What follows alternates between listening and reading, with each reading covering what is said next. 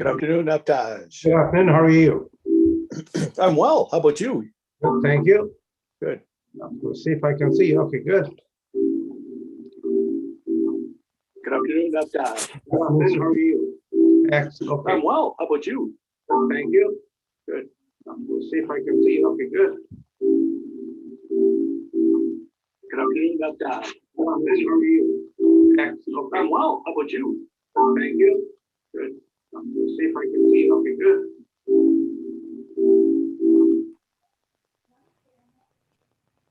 Hello. Hello, sir. Hi, Harsh.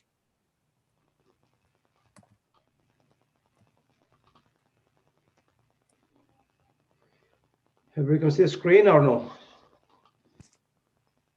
You're looking 10 out of 10. Can you guys see the screen though? Yes. Yes, we do. Okay. What do you see there? Welcome. The slides. The slides. Okay. Thank you. Hey, Vladimir. Hey, John.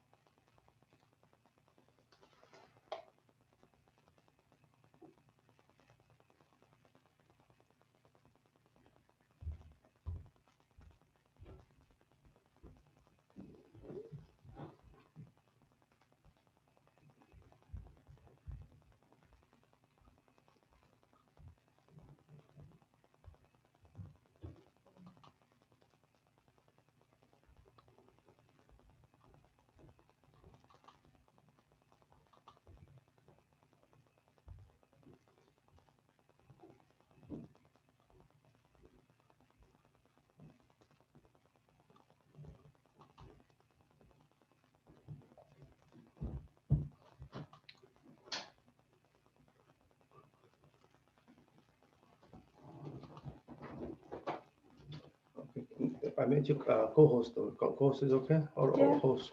I'm co-host. Okay. Done? I think so. Let's see how many people we got. Hello जी महाराज की हाल जे Just give me 1 second, Hamid. Thank you, sir. Welcome. ठीक ठाक अल्हम्दुलिल्लाह तो सुनाओ ठीक ठाक जे सारे Hanji, sir. Excellent. Thank you God thanks God All right, Ji. Just trying to log everybody in quickly and okay sure all right, so thank you.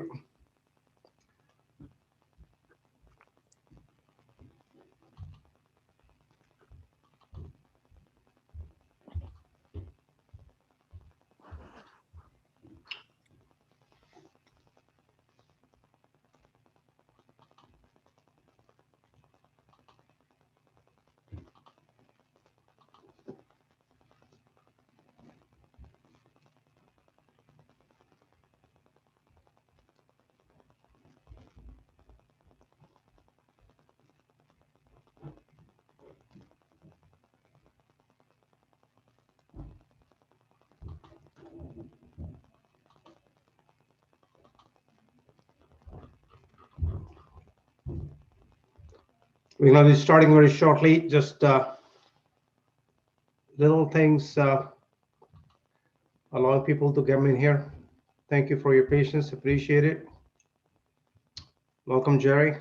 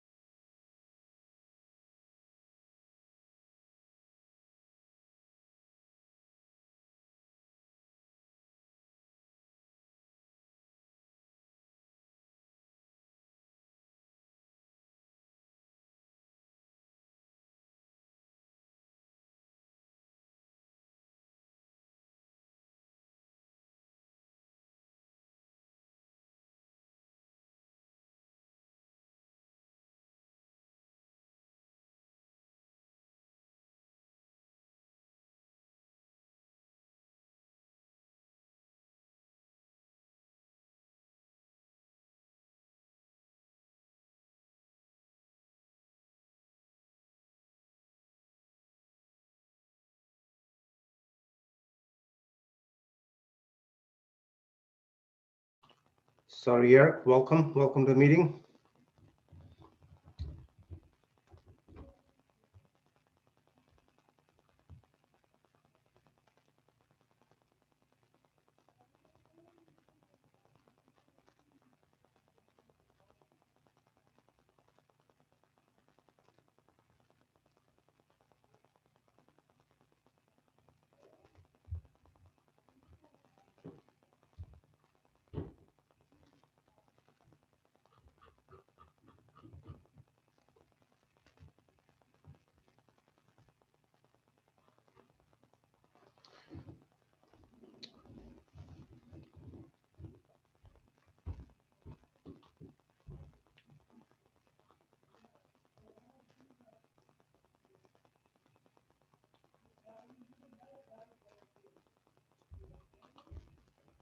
Good afternoon and welcome. We'll be starting pretty shortly.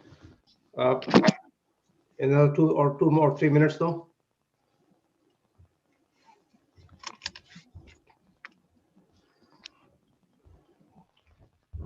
Jerry, are you here already, sir? Yep, I'm here. Thank you, sir. Cool. David Memo, are you here, sir? David Memo? Yes, I'm here. Rory Sheehan, are you here, sir? Yes, I'm here. Excellent, thank you, welcome. I'm just waiting for a few people to make sure they become the co-host. Sorry, Eric, are you here? Always. Thank you, sir. Good to see you again one more time. Likewise. Finally. Eric is from Calgary, by the way. And how's the weather in Calgary? Not that cold as yesterday, but minus 15, if I'm not mistaken. So no Chinook so far? No, not yet. Oh, okay. Hopefully they come soon. Hopefully. All right. Thank you, sir. Sir Lester Singh, are you here? Lester Singh?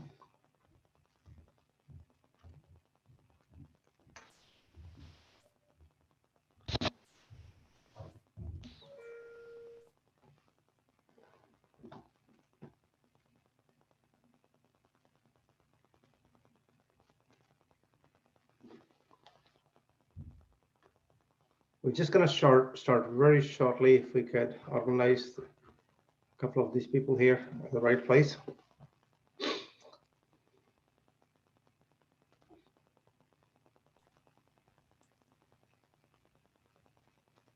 I believe it's cold everywhere, all across Canada, and it's a good day to be inside, and hopefully you guys are all set for tomorrow for the Valentine Day.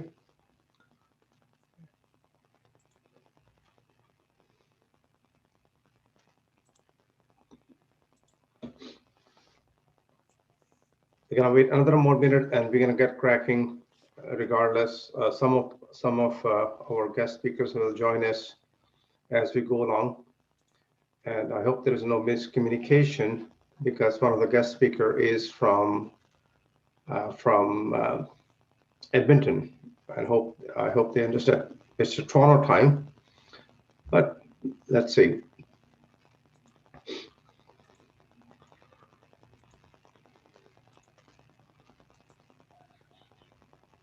Rod Jones, are you here, sir? I am here. All is well.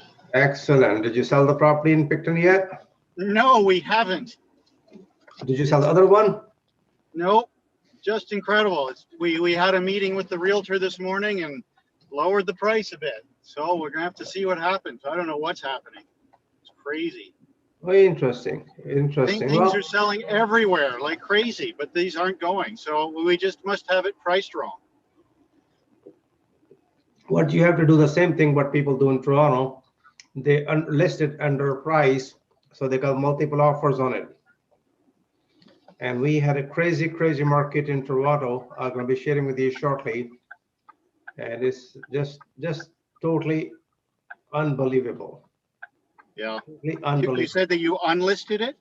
No. You have to list it under the price. If the property was 600,000, list for 499 or 400,000, then you see the crowd is coming in. Oh, okay, Then yeah, there will be multiple offers. That's what people do in Toronto. Yeah. Purposely, they underlist it. And maybe that's a marketing tactic, but it works for some people. our realtor advised against it.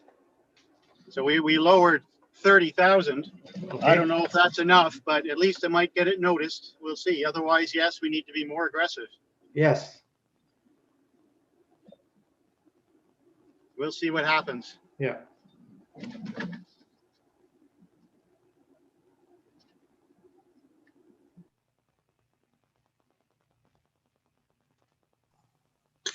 If the number of views, my friend, is less, delist it and relist at lower price. Check the number of views you are getting on realtor.ca.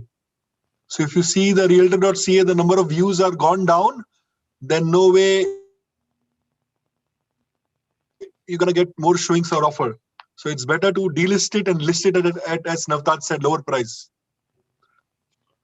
Realtor.ca is not a site for realtors, is an advertisement company, more or less.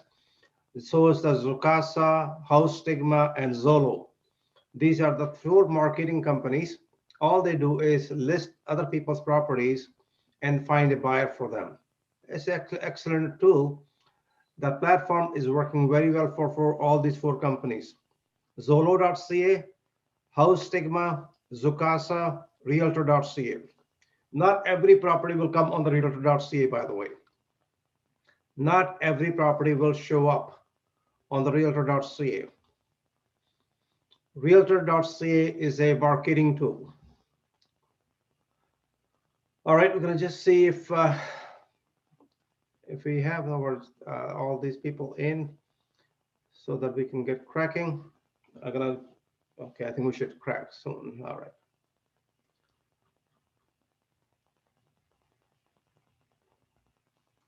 All right, welcome to Real Estate Investors Networking Meeting, February 13, 2021, Saturday. I hope everybody is well and good.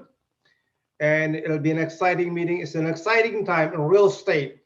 Some of you might have received my email saying this is the only recession in the history of Canada where it can make you multi-millionaire. If you are playing it, if you are not, it's time to get involved and make sure you don't overdo it. Make sure you stay within your limitations. You do one property at a time, or however you're doing it, whatever your investment strategies are, stick with it though.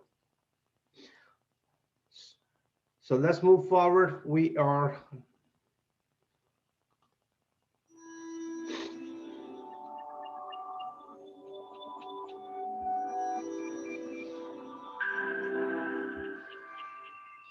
I want to say sincerely thank you to everybody who is here today. Because of you, this thing exists, this platform exists since April 20, 2005. We have never, ever missed a meeting, by the way. So far, so good. A little legal disclaimer from our lawyers. It's illegal to operate a broker or real estate or mortgage broker or securities unless otherwise you appropriate a license. It may be illegal to charge a finder fee or to charge a commission or a referral fee unless you hold an appropriate license. What is legal? It's legal to buy a property, sell a property. But it's also legal to assign a contract. You obtain for purchase and sale agreement for a price. You can also charge a price for assignment fees, by the way, under the option to buy real estate. So do your due diligence. Make sure you get advice from a real estate lawyer, not from your neighbor, not from a mechanic, not from your hairdresser or a bartender. They are the one who listen to everything what you have to say. Moving forward, another disclaimer, information materials provided is a general information only. Please make sure we have made every sure that all the information is more or less current. If you're getting any advice, make sure you're getting it from proper legal and accounting and tax professionals though. All right, moving forward, thank God we are alive. It's kind of funny that how we feel every day is a blessing. Not in jail, not in hospital, not in the grave, taken to say thank you, good Lord, for today. I mean, here is a deal I like to talk about quickly before we get really going. A haunted house in Toronto, in Parkdale. In a regular market, this house will not sell. Haunted house, semi-detached house in Parkdale. It was 58 BT Avenue in Toronto, listed for $999. We just thought maybe we'll go for a 450 or 500,000 offer. Guess what it was sold for? 1.5 times the money, 1.555. Semi-detached house in Parkdale, which may gonna need $300,000 to $400,000 worth of renovation. By the time who bought it, it'll cost them over about $2 million. Value, the location is excellent. There's no two ways about it. The only stigma it's gonna carry forward is a haunted house. A creepy looking house, really nice, good looking house. It's just a stigma attached to it. So this is real estate in Toronto. So if this does not impress you, this will impress you. How about having a basement condo? A basement condo in a conversion church. You are not on a floor, you are in a basement for $1 million. It's on the Jones Street, it's on MLS, by the way.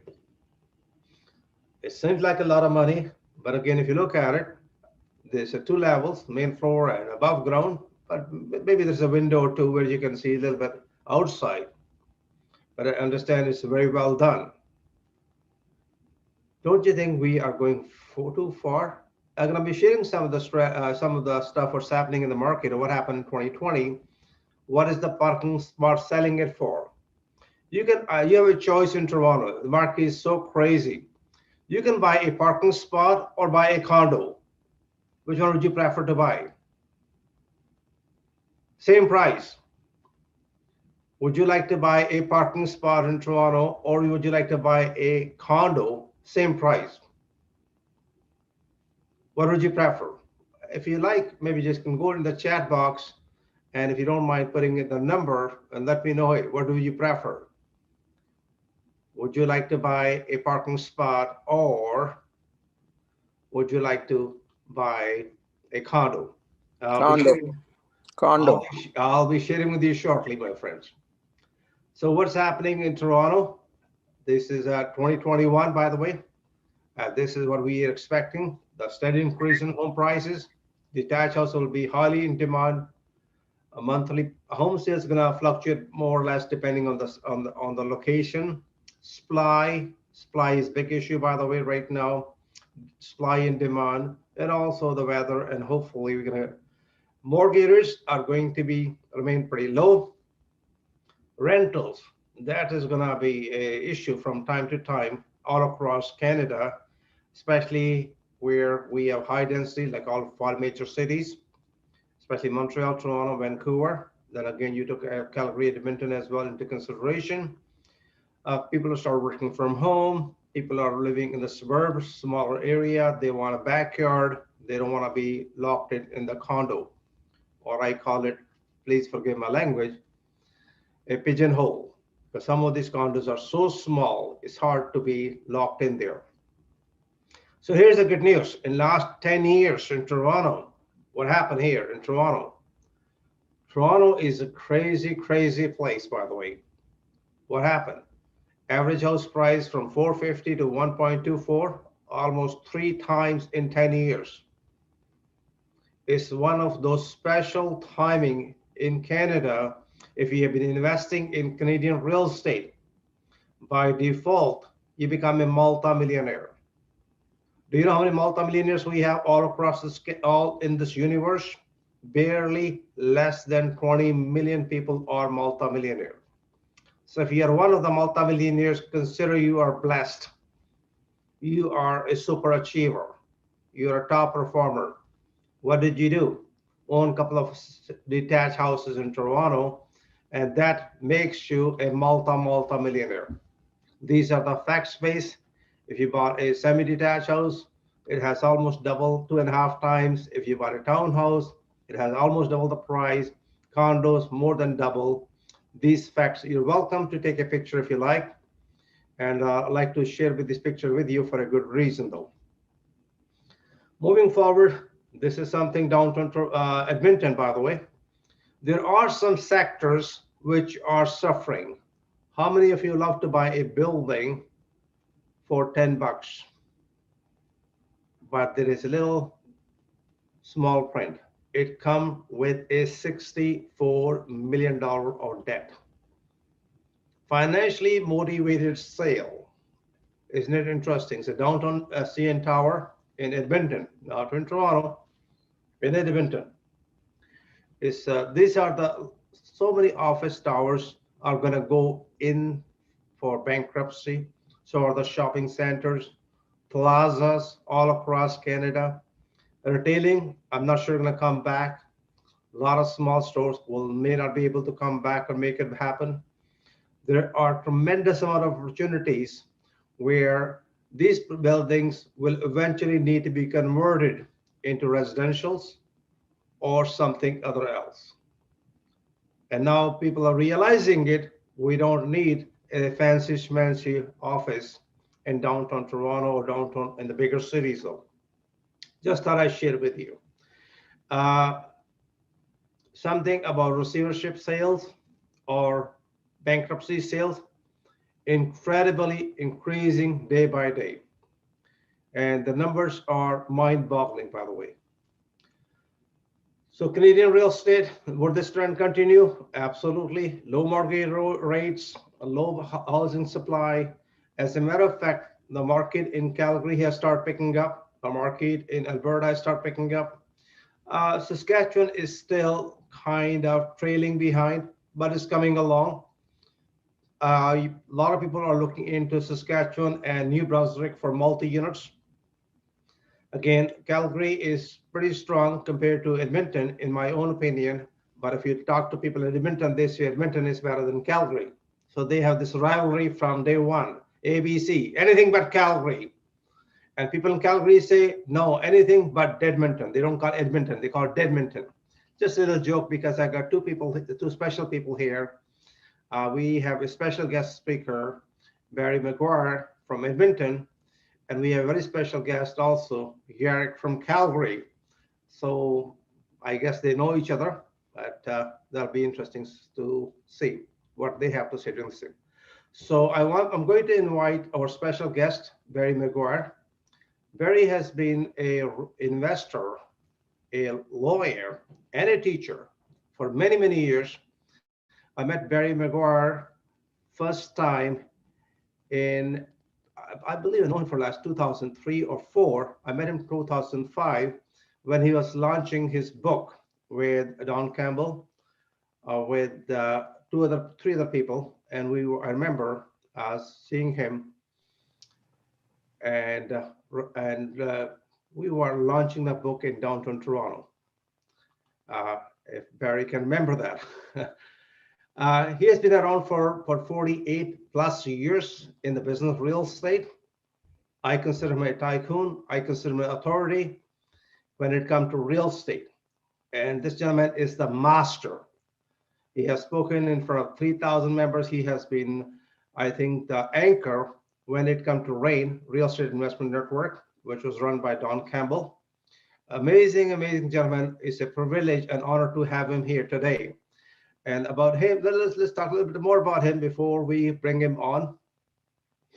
One of the greatest thing, the noble thing what he did for Canadians, all the proceeds that they sold this book on 97 Tips for Canadian Real Estate, all the proceeds went to what? Habitat for Humanity. Just would salute you, my friend, for doing incredible thing and set up a good example for Canadians though. He has been a teacher, incredible teacher, by the way, and we are very honored to have him today. And he is going to be talking about 3 different topics: assignments in Alberta, or we call flip before closing. He'll be also discussing about agreement for sale, which is totally different and is very common in Alberta compared to all of the provinces. And we'll be also talking to him about how to advertise properties once you have under contract. Can we put them on MLS? Can I put them on social media? So Barry McGuire, are you here, my friend? Barry, you have to unmute yourself. I am unmuted and ready to rock. Excellent. Okay, Barry, it's all yours, my friend. You're welcome. Thanks, Nav. Yes, it seems like such a long time since we first met way back when in Toronto, when we were all listening to Don Campbell at Rain, and that's been going on a long time. And here we still are, all of us. Of course. Still involved in real estate. So, yeah, I mean, I've got some topics here to talk about today. I continue to be enthusiastic about real estate. The things I talk about are cross Canada concepts. As much as I'm located in Alberta, the creative things that I talk about today and that I talk about on my creative real estate education Facebook group, we don't like to just talk about things that only work in Edmonton or, God forbid, Calgary. I mean, we want to try and help people with things that will work everywhere across the country. So today, of the topics that I generally chat about, we're going to, as you say, work on agreements for sale, assignments, and we'll have maybe a little chat about advertising and what you can do when you've got a property under control. So with that bit of an intro, I'm just going to dive right into my presentation. I got a few PowerPoints to help us along. There's me with a picture that Donna took. She loves that picture of me. Well, Donna just loves me, period, so pretty much I can do no wrong for her, which is great. So there's what we're going to chat about today: assignments, some case studies under assignments, and an AFS intro, then plus what other questions we have on doing some advertising. So assignments are often referred to as wholesaling. An assignment is really the way you deal with a wholesaling situation. So like other creative strategies, assignments or wholesaling does work Canada-wide and also in the United States. In most common law countries, New Zealand, Australia, the UK, you can find the notion of an assignment, which is great because you'd like a strategy that works in more than one spot. Now, I'm going to talk about the Alberta view of assignments. So as much as the general concepts are the same, every province has its own peculiarities, its own little subtleties and nuances, its own rules that you have to pay attention to. So if you're doing assignments in Ontario or BC or New Brunswick or Manitoba, you need a creative lawyer to help you out, and then you need to know what your local rules are. But the general concepts are the same, so that's how we're going to talk about it. So an assignment is, well, as it says, the transfer of rights from one party, the assignor, to another party, the assignee. And in the real estate side of things, what that really means is I, Barry, go out and find a property that is hopefully undervalued. A seller wants to sell, and either a realtor brings it to my attention, or my network brings it to my attention, or my funnels bring it to my attention. But in any event, there's a property for sale that I think is undervalued, and I go out and I get it under contract. I write an agreement of purchase and sale, as it's described in some provinces. I write a real estate purchase contract, as it's described in Alberta. I write up an offer to purchase, as it's described anyplace else. So it's the contract in your province that you write in order to buy a piece of property. So I write up that contract with the owner of the property. And the key thing is that the property has to be undervalued. So once I have it under contract, then the assignment part is me transferring the rights I have under that contract. So I will be the assignor to another party, the assignee. So let's say Nav is the guy who is interested in my property. I am the assignor, and I assign my rights in the contract to Nav, who is the assignee. All right, so the basics are, as we said, firstly, you have to negotiate an offer and get the property under contract. Next, you have to negotiate the assignment. So if I find a property that is, say, $25,000 under value, and let's just say that's a given. Everyone agrees that for some reason, this seller is selling for $25,000 undervalued. NAV wants to buy, and what I'd like to say to NAV is, NAV, this is a perfect property for you. You like it. You know what? It's $25,000 under value, and so I would like you to pay me $20,000. NAV, you pay me $20,000. Now you take over the property, and NAV, you've still got $5,000 worth of undervalued property, so that should be great, right? NAV goes, Barry, come on. $20,000? I'm never going to pay you $20,000. I might pay you $2,000. In any event, you have to negotiate with the person who's essentially buying your contract and come to some price that you will assign the property to him for.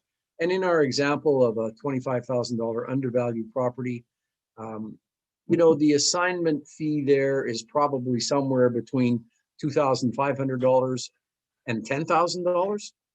It's a matter of negotiation. It's a matter of negotiation. You have to bargain hard for what you think it's worth. Of course, it's worth more if NAV is in love with this property. If it's going to be his dream home and his wife is just anxious to buy it, well, that puts pressure on NAV to pay me more money. If NAV is a hard-nosed investor and he's just going to add it to his portfolio and rent it out, and really he can go buy other properties if he waits, then he's not going to pay me as much. So you got to negotiate the assignment, and then you have to complete the assignment document. And that's usually a fairly simple document. It's 1 or 2 pages long. In my wholesaling course, my focus workshop course that we teach, and for which there is a home study kit, the assignment document in there is 1 page long, and I've seen other ones that are 2 pages long. But you do have to get that document filled in and signed. That document say, I, Barry, assignor, do hereby assign all my rights in the contract for 12345 Oak Street to NAV, who is the assignee, for the price of, say, $5,000. And this is very important, folks, very important. Once you get that assignment document signed by everybody, then what? Yes, show me the money.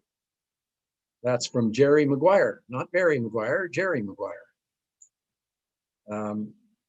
What you really want to do is, once you've negotiated that, let's say it's $5,000 assignment fee, you want to take that assignment, staple it to the offer to purchase, the real estate purchase contract, the agreement of purchase and sale, whatever you call it in your province, staple the assignment to the contract, hold out your hand and say, NAV, give me that check for $5,000.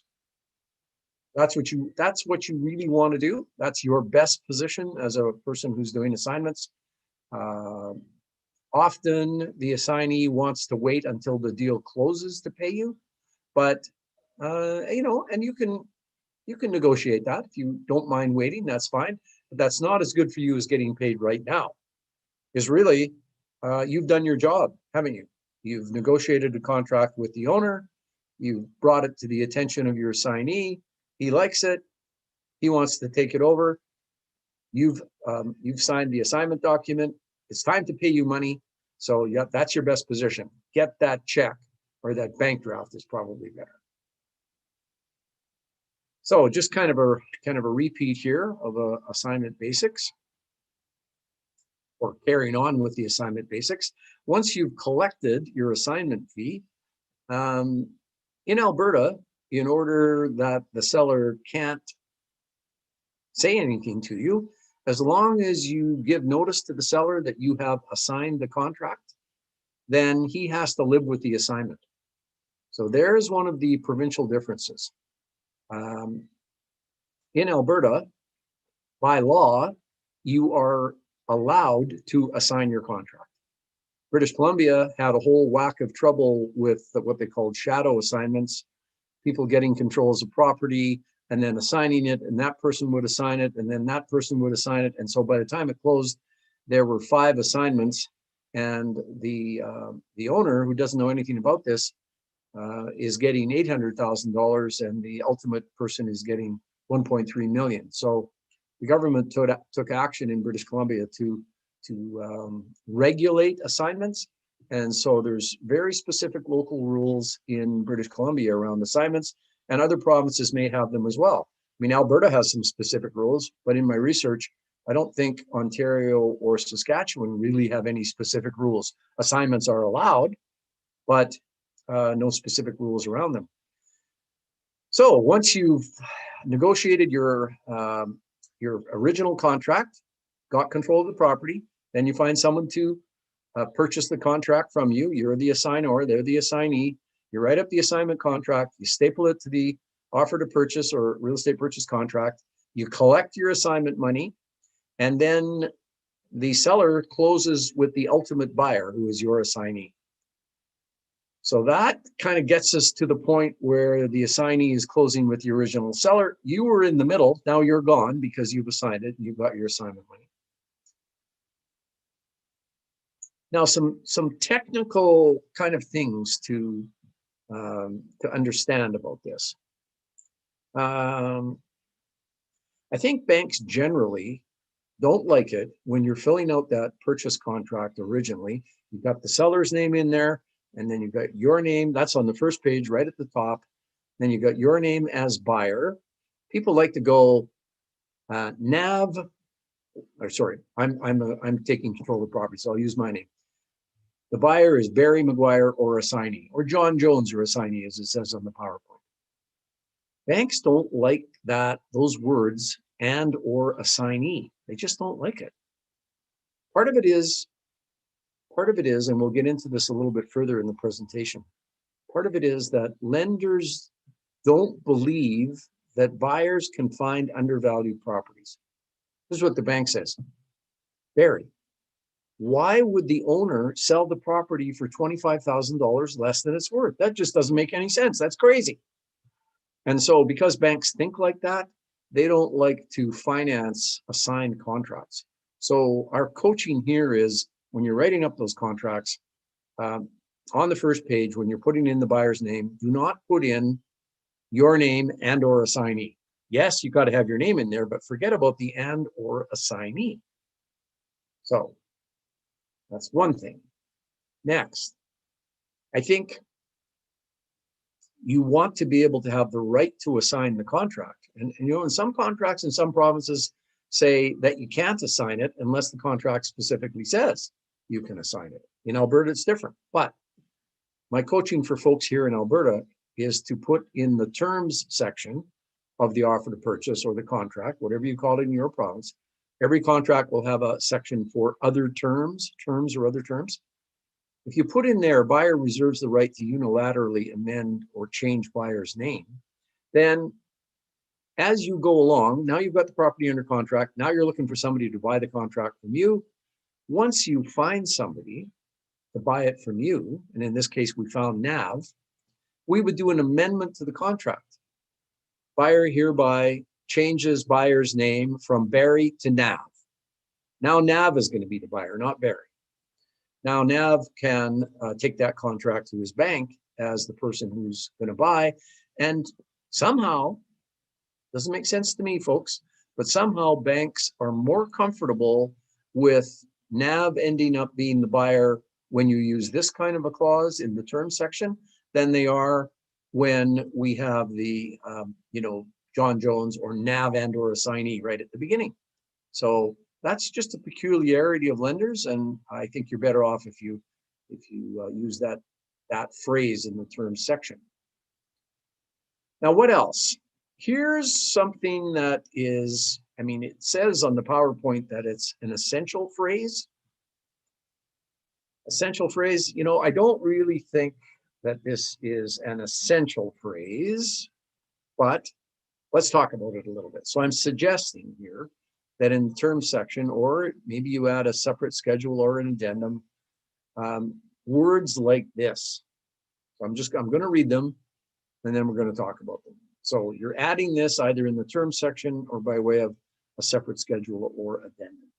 Buyer discloses to seller that buyer may move into the property, rent out to tenants, or sell at a profit to a third party before or after closing.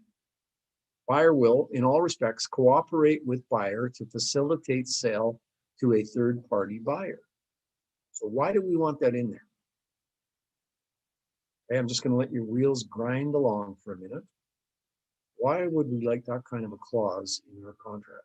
And do you need it? So, number one, it is not an essential clause. I said it's essential. I put it in all mine where I'm doing assignments, so I think it's essential for me. You may not think so. Here's the reasoning. If you go along and get a property under contract, and then you sell it for it gets sold and closes for $25,000 more than what the seller was going to get, and the seller finds out about that, then the seller goes, huh, that little SOB cheated me, didn't tell me what he was going to do, knew it was worth less. You know, I could have sold it for less. I'm really mad at him. And some sellers will take action, or they will give your assignee, the person who bought it from you, they'll give them trouble on the closing. They'll try and get out of the deal. But if you go to the seller, and I like to do this kind of clause verbally before I add it into the contract.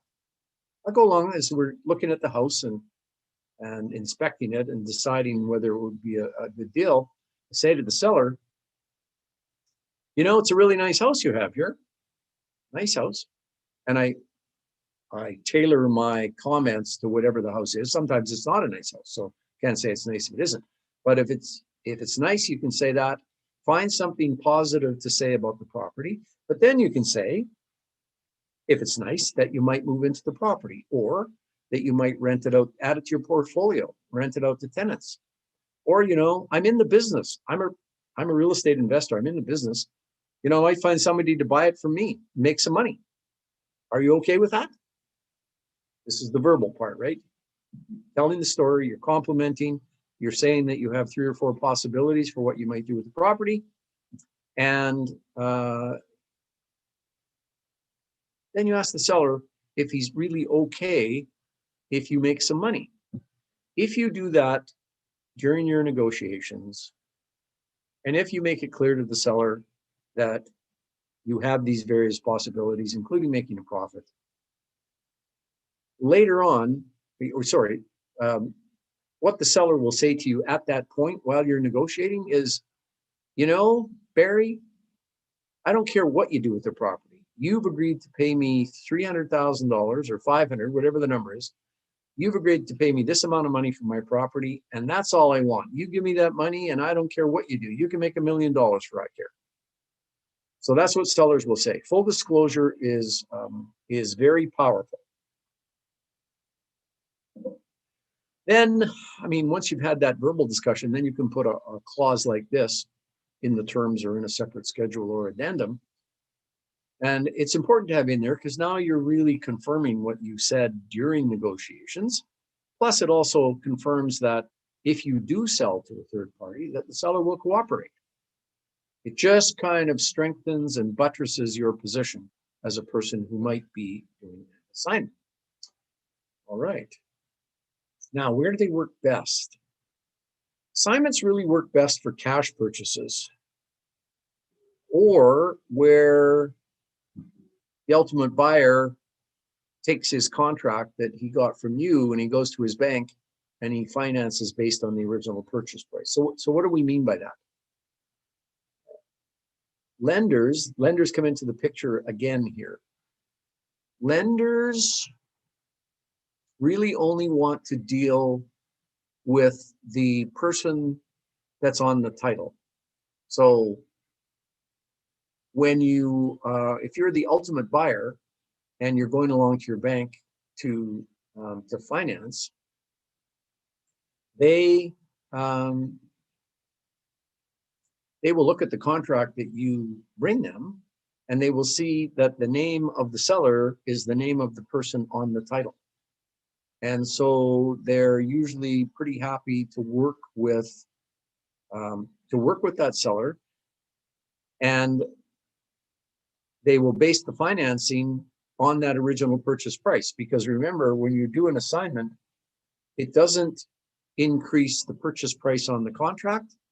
The assignment contract is a separate contract where you get paid $5,000 to turn over to the ultimate buyer the right to purchase the property for $300,000. So here's what happens sometimes, and here's what I'm trying to get at. Sometimes what happens is the assignee, yeah, I'm in the middle. I'm the guy who has the property under contract to the current seller. I go and write a second contract where it shows me as the seller and where I'm selling for a higher price. In this case, it wouldn't be much higher, would it? If the price I'm paying the seller is $500,000 and NAV is paying $5,000. So I wrote my original contract for $500,000, and I would write my contract where I'm the seller to NAV for $505,000. The bank doesn't want to finance on that. A better example is when people pay bigger assignment fees. If the property is undervalued by $75,000, and folks, I have seen quite a number of those. You can find those deals. They're rare, of course they're rare, but you can find them. I might get a $25,000 assignment fee. So because of lender issues and lender difficulties, assignments really work best where the ultimate buyer can pay cash, and often that's a fix and flip buyer, or where the ultimate buyer doesn't really care if he finances on the original purchase price. He's not going to work his assignment numbers into the purchase price so we can get a mortgage based on purchase price plus assignment. So you really do need a really great mortgage broker who understands how assignment works. Again, rules are different in different provinces. As much as lenders are often national in scope, I mean, TD and RBC and Scotiabank, I mean, they operate across the country. And they generally have policies that are pretty similar across the country, but there are, certainly local differences. Sometimes in a tough market, lenders will say, well, for say the Fort McMurray market, Fort McMurray's in tough times right now, prices have fallen. They're going to go, okay, we're only going to do, a 70% loan to value. Everywhere else in the country, we do 80% loan to value for a conventional mortgage. But in Fort McMurray, because of the troubles they're having, we're only going to go 70%.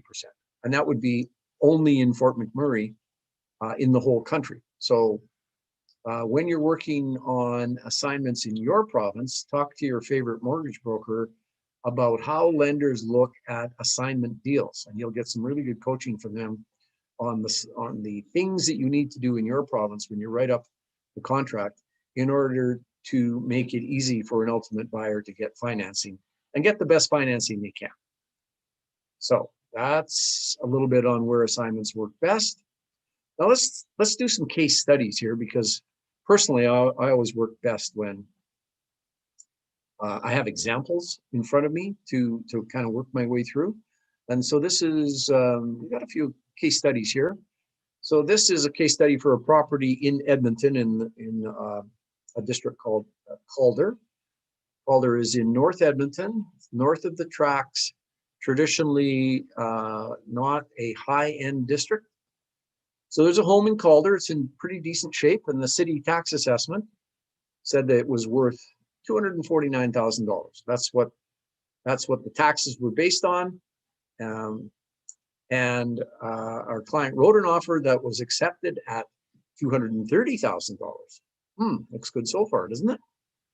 So this property is, at least theoretically, undervalued by $19,000.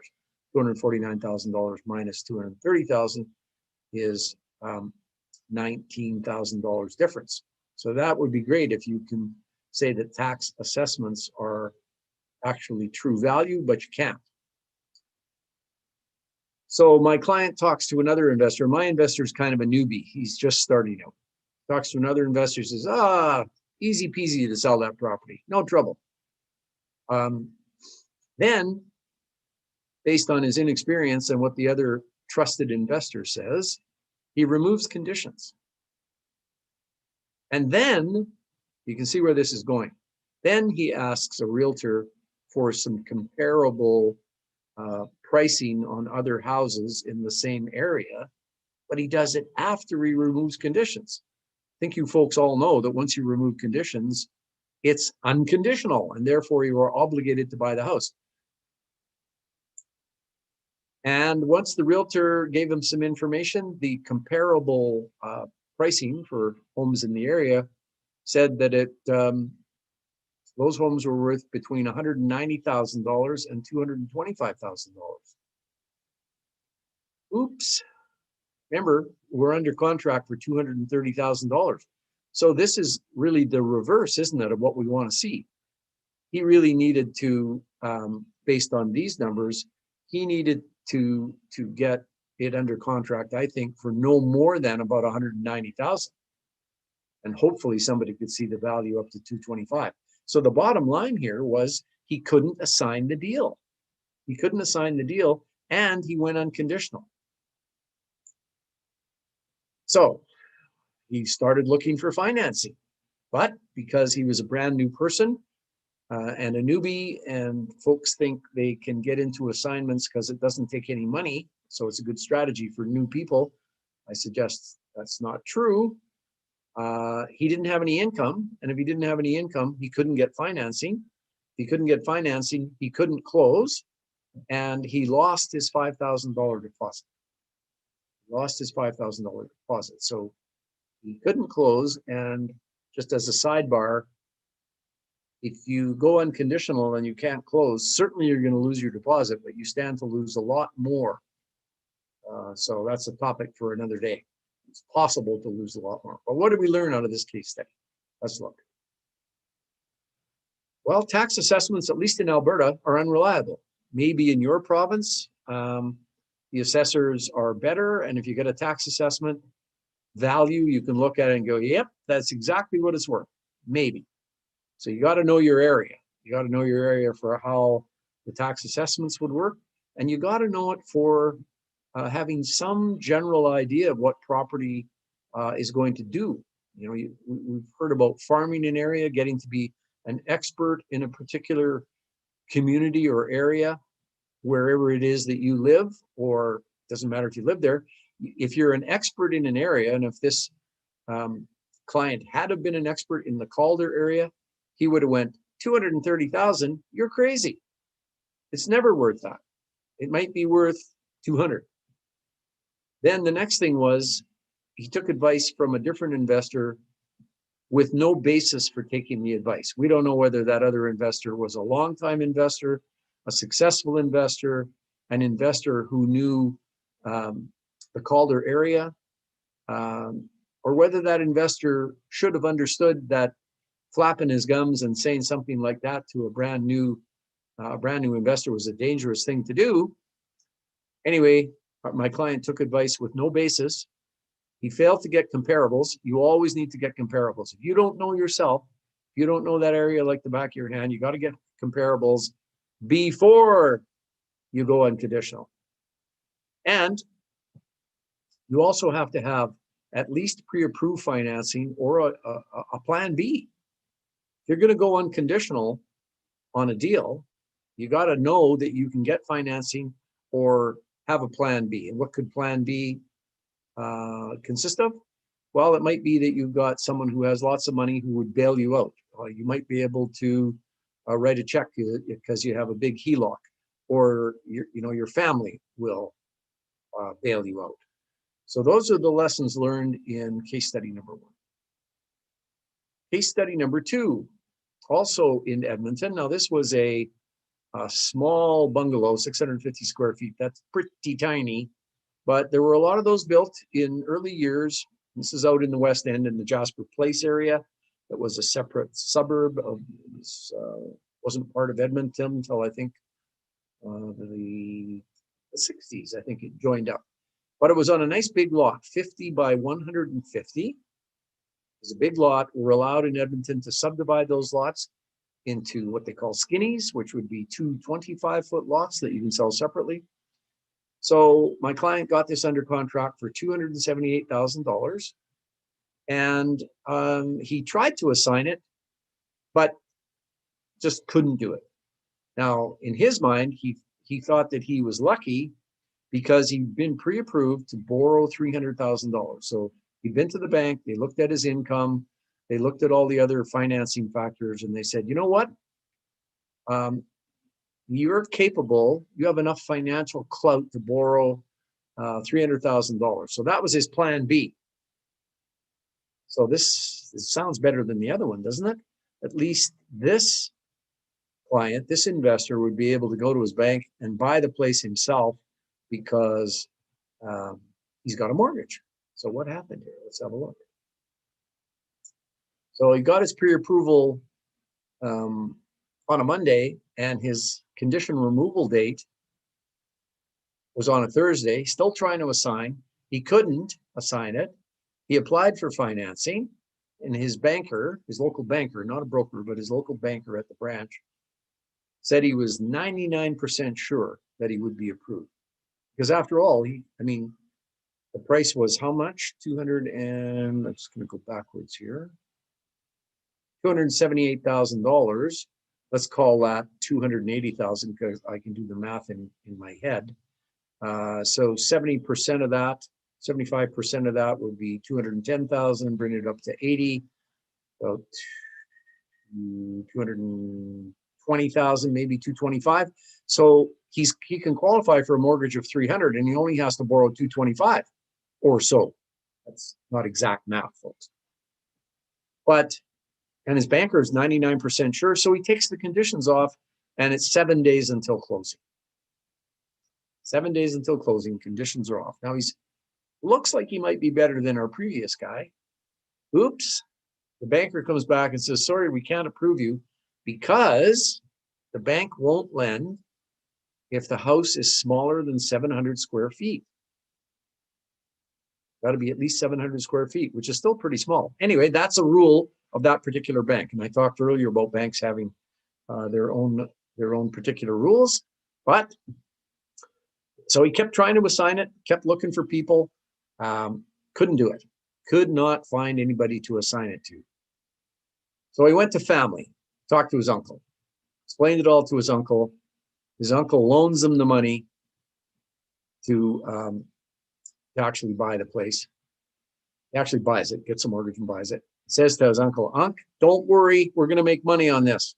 Don't worry, guarantees. Tries to sell, can't sell at $299, can't sell at $289. Gets a sale at $280,000 and nets $270,000 after expenses. So he loses about $10,000. And his uncle is, of course, mad as hell. This is an uncle that had lots of money, was enthusiastic about his nephew getting into the real estate business. Uncle was going to provide all the money for lots of houses, and they were going to have a great real estate future together, doing joint ventures. Not now. Uncle bails and says, I wouldn't invest with you again for any reason. No, not working out well here. Lessons learned. Well, pre-approval isn't approval, is it? It just isn't. Got to be really careful when your broker or your lender says, it's looking good, looking good. Yeah, shouldn't be any trouble. You're 99% approved. 99% approval is not approval. You need, when you say to your lender, so am I approved? He goes, yes, you're approved. Is that 100% approval? Yes. Is there anything else I have to do? No. So there's no other conditions of the bank. I can go buy the house? Yes. I say poke away, especially when you're learning, folks, when you're just starting out as a real estate investor, or if you're, on the financing side, you really need to make sure that you have, what you really need is an unconditional written mortgage commitment. You get that, that's when you've got a mortgage. Next, a 7-day closing is too short. Comes along to see me. I'm going to him, Bill, 7 days. I won't even get any paperwork for 3 days. I'm going to have to get staff to work over the weekend. You're going to have to pay a quick closing fee. Probably cost you another $500 to $800 to do this deal. So don't write them with 7-day closings. 2 weeks is the minimum, I say, in Alberta. 2 weeks is the minimum after you remove conditions that you would want to close. So you work away, you get your conditions, you get your mortgage, you get your unconditional mortgage commitment, and then you want to close it no less than 2 weeks later. 700 square foot rule. Well, that was a local rule for that bank. I mean, he needs to have a lender who's got a wider view of what they will assess. Comparables, I don't think he did very much work on comparables. And of course, you should never guarantee a result.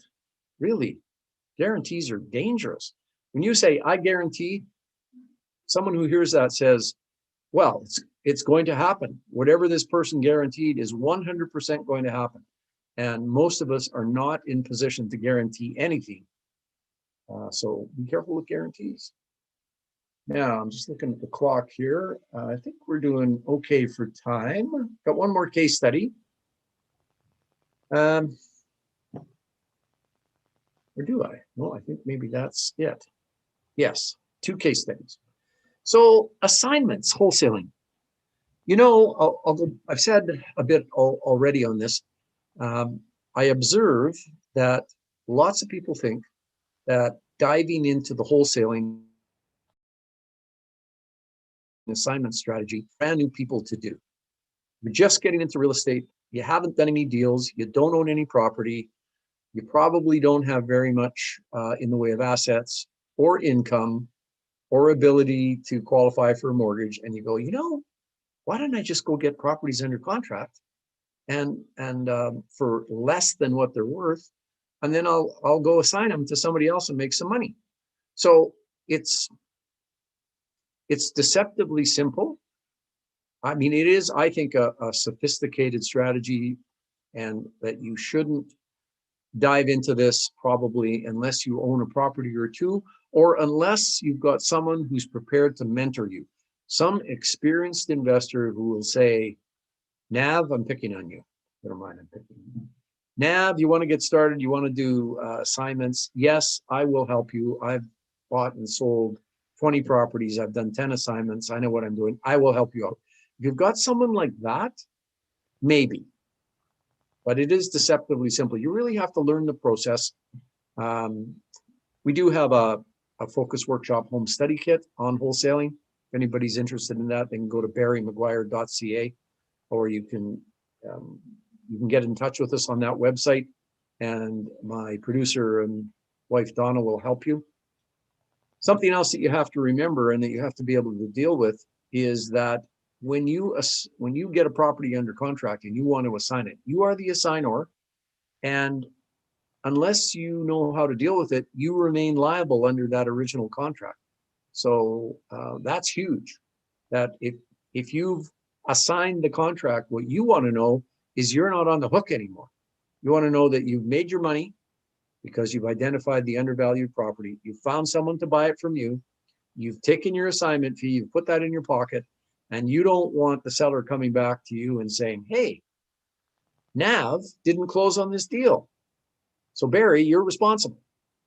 And you always have to have a plan B. No matter what you're doing in real estate, doesn't matter whether it's wholesaling or any other strategy, if you're going to be on the hook for money and for responsibility based on a set of facts and a plan, that's plan A.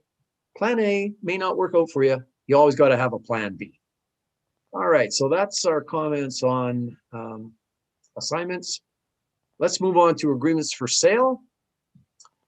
Here's my website address at the bottom of this slide, barrymaguire.ca. Anybody who wants to pop in there, there's lots of information. There's 150 blog posts on various things, and information on home study kits from our various focus workshops for wholesaling, agreements for sale, rent to own, fix and flip, joint ventures, combinations of all those things. So take a look at the site if you're interested. But agreement for sale, what the heck is an agreement for sale?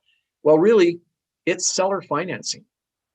I used to describe it, and it would take me like 5 slides to describe it. But in its essence, an agreement for sale is seller financing. A seller is prepared to sell to you and be your bank so that you don't have to go to a regular bank. If you negotiate an agreement for sale, you owe the seller some money and you make them payments under your AFS. That's the abbreviation for agreement for sale. So the seller is your bank, you make him payments. If he's got an underlying mortgage, and lots of sellers do, then he keeps making his payments to his bank, and you make payments under the AFS. Now, where did agreements for sale come from? There was a time when it was very difficult to get a mortgage. So in the dirty 30s, which I know is a long, long time ago, but history influences us today. In the dirty 30s, especially in Western Canada, things were so bad that many, many properties went into foreclosure. Many, many people could not pay their taxes. So there was a point in time where I believe about 50%, that's 50% of Western Canada property anyway, was owned by the banks or by the municipalities, by the cities and towns who took the properties back for unpaid taxes. So if you wanted to buy a property, you went to your bank, they'd go, you want to buy a house? Absolutely, happy to help you. Have you got that 50% down payment? 50% down payment, we'll give you a 50% mortgage. Whoa. I mean, it's hard enough for people to accumulate a 10% CMHC down payment, let alone 50. So if sellers wanted to sell, they had to do VTB mortgages, vendor take-back mortgages, or they had to do agreement for sale where they were the seller's bank. After the war, though, in 1947, CMHC was created. Canada Mortgage and Housing Corporation. It was called something slightly different back then, but it was there to give loans to returning soldiers, and they would be able to put up 5 or 10 or 15% down, and not the 50% down that the bank wanted. That was the only way all of these soldiers who had done their duty for Canada, that was the only way they were ever going to buy property, and the government had to quick start the economy. So once CMHC got involved and the requirement for 50% down payments disappeared, agreements for sale kind of fell out of favor. But I think we've kind of led the charge in bringing agreements for sale back to the forefront. So what do you really do? If you write up a contract to buy a property by way of agreement for sale, what you're doing with the seller essentially is you're saying to him, all right, I understand that you're ready to sell to me and you don't mind being my bank. So here's my offer. What I'm going to do is I'm going to make all the mortgage payments. I'm going to pay for the taxes and insurance and all the maintenance on the property. How does that sound? If there's a seller who has a reason to be your bank, that sounds wonderful to them. Maybe they've lost their job and they can't pay their mortgage. Maybe they can't sell for what they want to sell. If you come along and say, you know what, let's cut a deal. I'll buy from you for this price and I will pay your mortgage payments, taxes, insurance, and all the maintenance on the property. That can be very attractive to a seller. Now, where do agreements for sale work best? They work best where the seller has little or no equity in the property. They work best in that scenario, little or no equity, but also where a seller has lost his job or is getting divorced.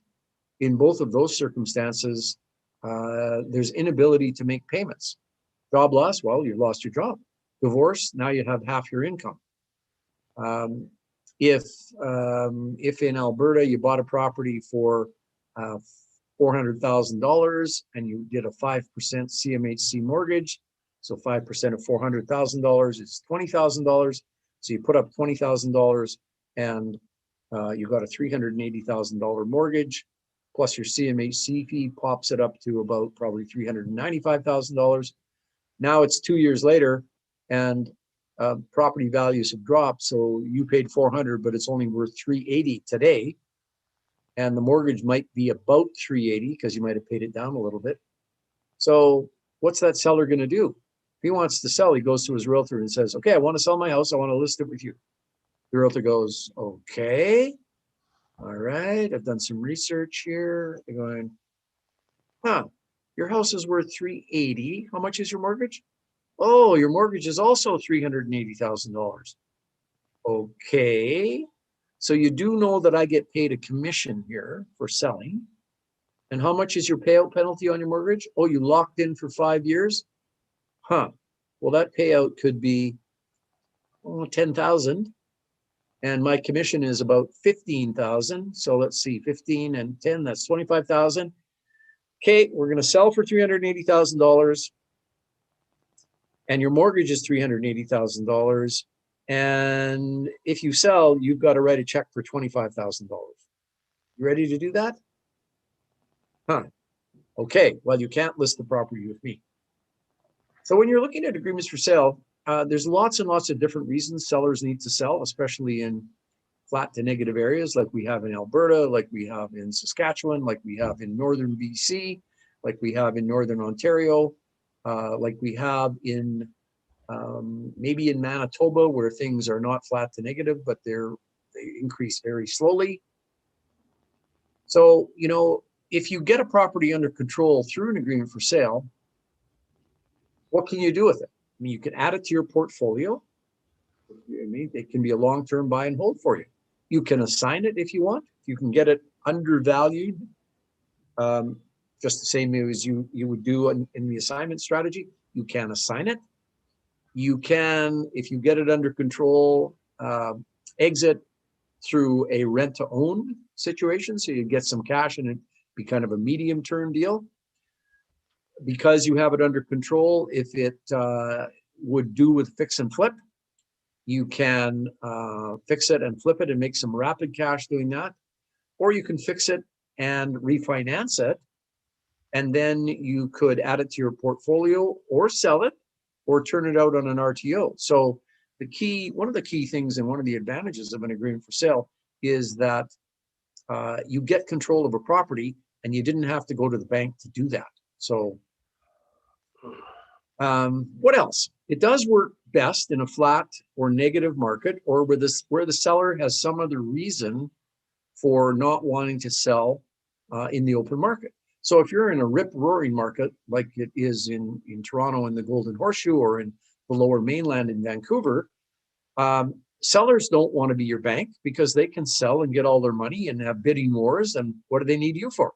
So it works better and best in a flat to negative market, but it can work in other markets. Sometimes sellers were going to get a price that was even higher than what they could get now. And some sellers cannot abide selling if they're not going to get the best possible price that they could ever have obtained ever for the property. Some sellers don't want to sell because their financing means that they have huge payouts. We talked about a $10,000 payout penalty for the example. I've seen mortgages that have 6-month payout penalties and somebody's locked in for a 7 or a 10-year term. Those can be $30,000 and $40,000 payout penalties. If that seller sells to you by agreement for sale, they don't have to pay the payout penalty. So agreements for sale do work across Canada. They are best known in Alberta. Sorry, that's not true. They are best known in Saskatchewan.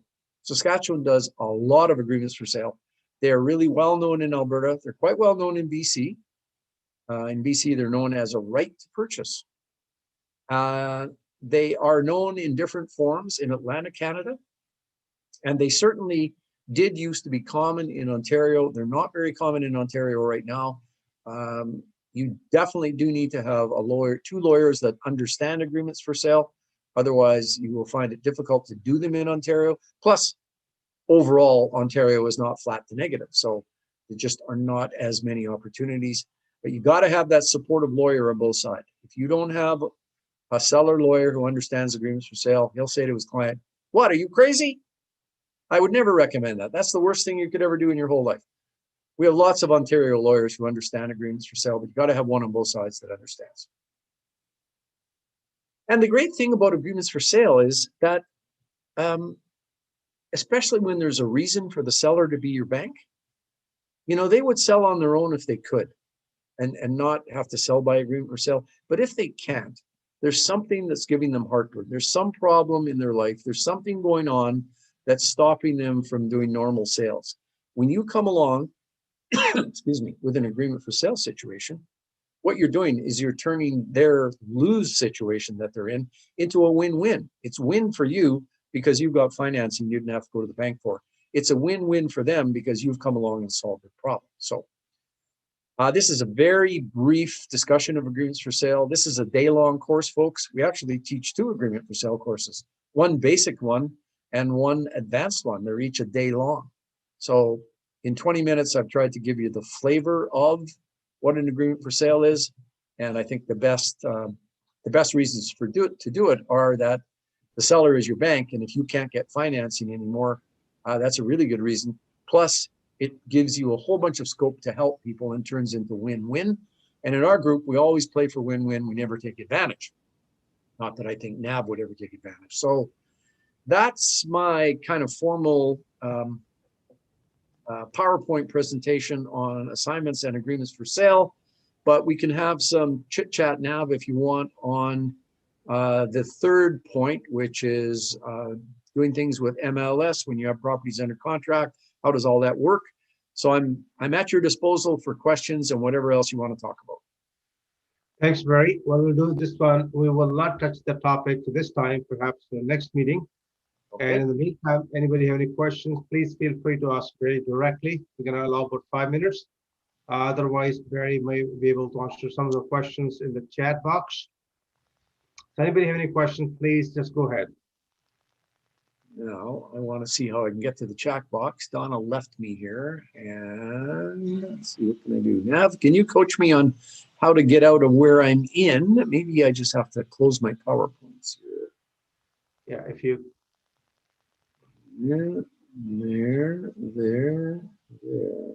No, I'm not sure how to do that. I'm going to try escape, see what happens. That doesn't escape us. Now, if I hit escape and it escapes us out of this thing, I will certainly answer questions. They can send them to me at barrymaguire.ca. I'm hoping I don't disappear, but just in case I do. Okay. Something, autosave. Gonna close the PowerPoint there. Okay. Screen sharing. Oh, I want to still share. I can see people now. That's good. Excellent. Anybody have any questions, Oh. please go ahead. No, I went a tiny bit long. Did I now? Was I a bit long on our timing, or are we okay? Don't worry, it's all good. It's all good. It's a privilege to have you here.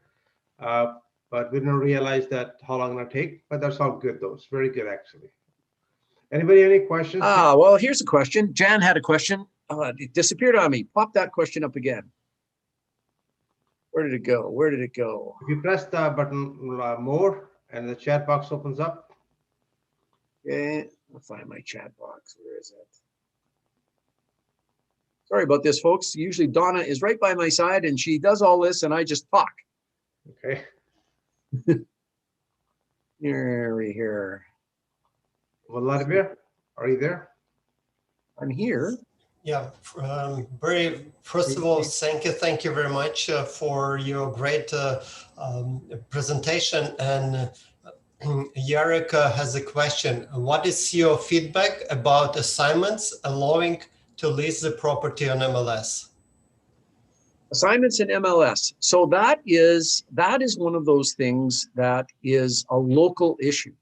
A local issue. If you go along, if you get a property under contract, and let's say you're lucky enough to get it under contract with a closing that's say 3 months away. So you're thinking to yourself, I've got, it's quite a bit undervalued. What if I put it on the MLS? Maybe I can sell it like that. So the issue that you're going to run into that you have to deal with locally is what are the rules in your province about listing a property where you're not on the title? Because that's the thing. Yes, you have it under contract, but is that enough in the province you live in to allow your real estate agent to list the property for you? And you know, I don't know the answer to that. My experience is that most people don't go through the listing process. They try and find people to sell it to because they've been around the real estate business for a while, because they have they go to lots of real estate meetup groups. They belong to your group here. They belong to one of my groups. They belong to RAIN. Maybe they belong to all three of them. And they attend religiously and they network and they shake hands and they let people know that they're out looking for properties and looking to assign them. And is anybody interested in hearing? And you gather those names and you create a database. And then when you have a property for sale, you pop it out to your database. And so my observation, my experience is that the longer you have been around and in the real estate business, the easier it is for you to assign properties, especially if it turns out you're a reliable person. If you say to your database, to your group, to your network, if you say to them, okay, folks, I've got a really smoking good deal in Hamilton, and this property is at least $25,000 under value. Who's interested? Well, once you establish yourself, you will assign that property in a half an hour. So MLS things are local. You got to talk to your favorite real estate agent, see where your local rules are. Most people don't use MLS to assign their properties. Barry, the question being asked, do you recommend any lawyer in Ontario? Lawyers in Ontario? Well, you know, we certainly have a group of lawyers in Ontario, and my producer Donna has just come back through the door. She just went off to the store to find lunch for us. Hi, Donna. We're just having a question of, do we have any lawyers in Ontario? And yeah, the answer is yes, we do. What can we do about that for these folks? Okay. All right. Okay. So now Donna has some names that she can provide. You can give people Donna's email address. They can email her directly and ask, and we'll be happy to provide some names for you. Excellent. We're going to wrap up here because of the time factor here. We have, all right.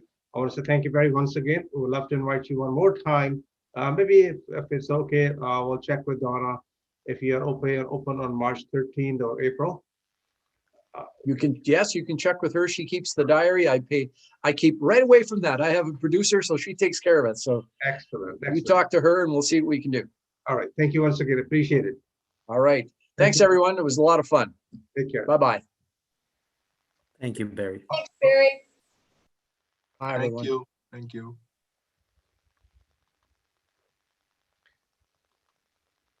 So here, that was Barry McGuire. We want to thank you once again. Here's a question for you. Do you have a coach or mentor? Who doesn't have a mentor or coach? Bill Gates has, Oprah has, Steve Jobs, Warren Buffett, Michael Jordan, and so on. And here's a little question for you.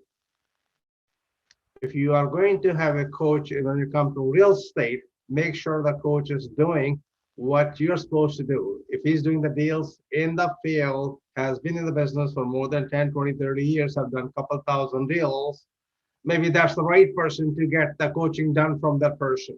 Instead of getting somebody who's gonna read your script, work for the celebrity, be aware of it, who's your coach. That is gonna reflect your success in real life though. Moving forward, if you are deciding, it is you, whether you like it or not, whether you're deciding or not deciding it, you are making a decision, by the way, when it comes to your coaching program. In case you're interested about coaching, please feel free to text your name and number.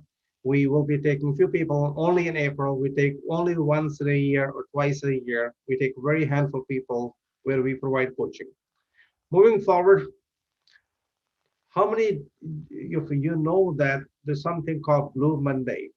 The last meeting we discussed about January. You know what January month is known for? The month of divorces. How about Blue Monday? It's the best day to buy deep discounted properties, by the way. Next time you're looking to buy a property, please do it and let us know. These are some historical facts based on psychology. Whatever it is, we want to know your real life experience though.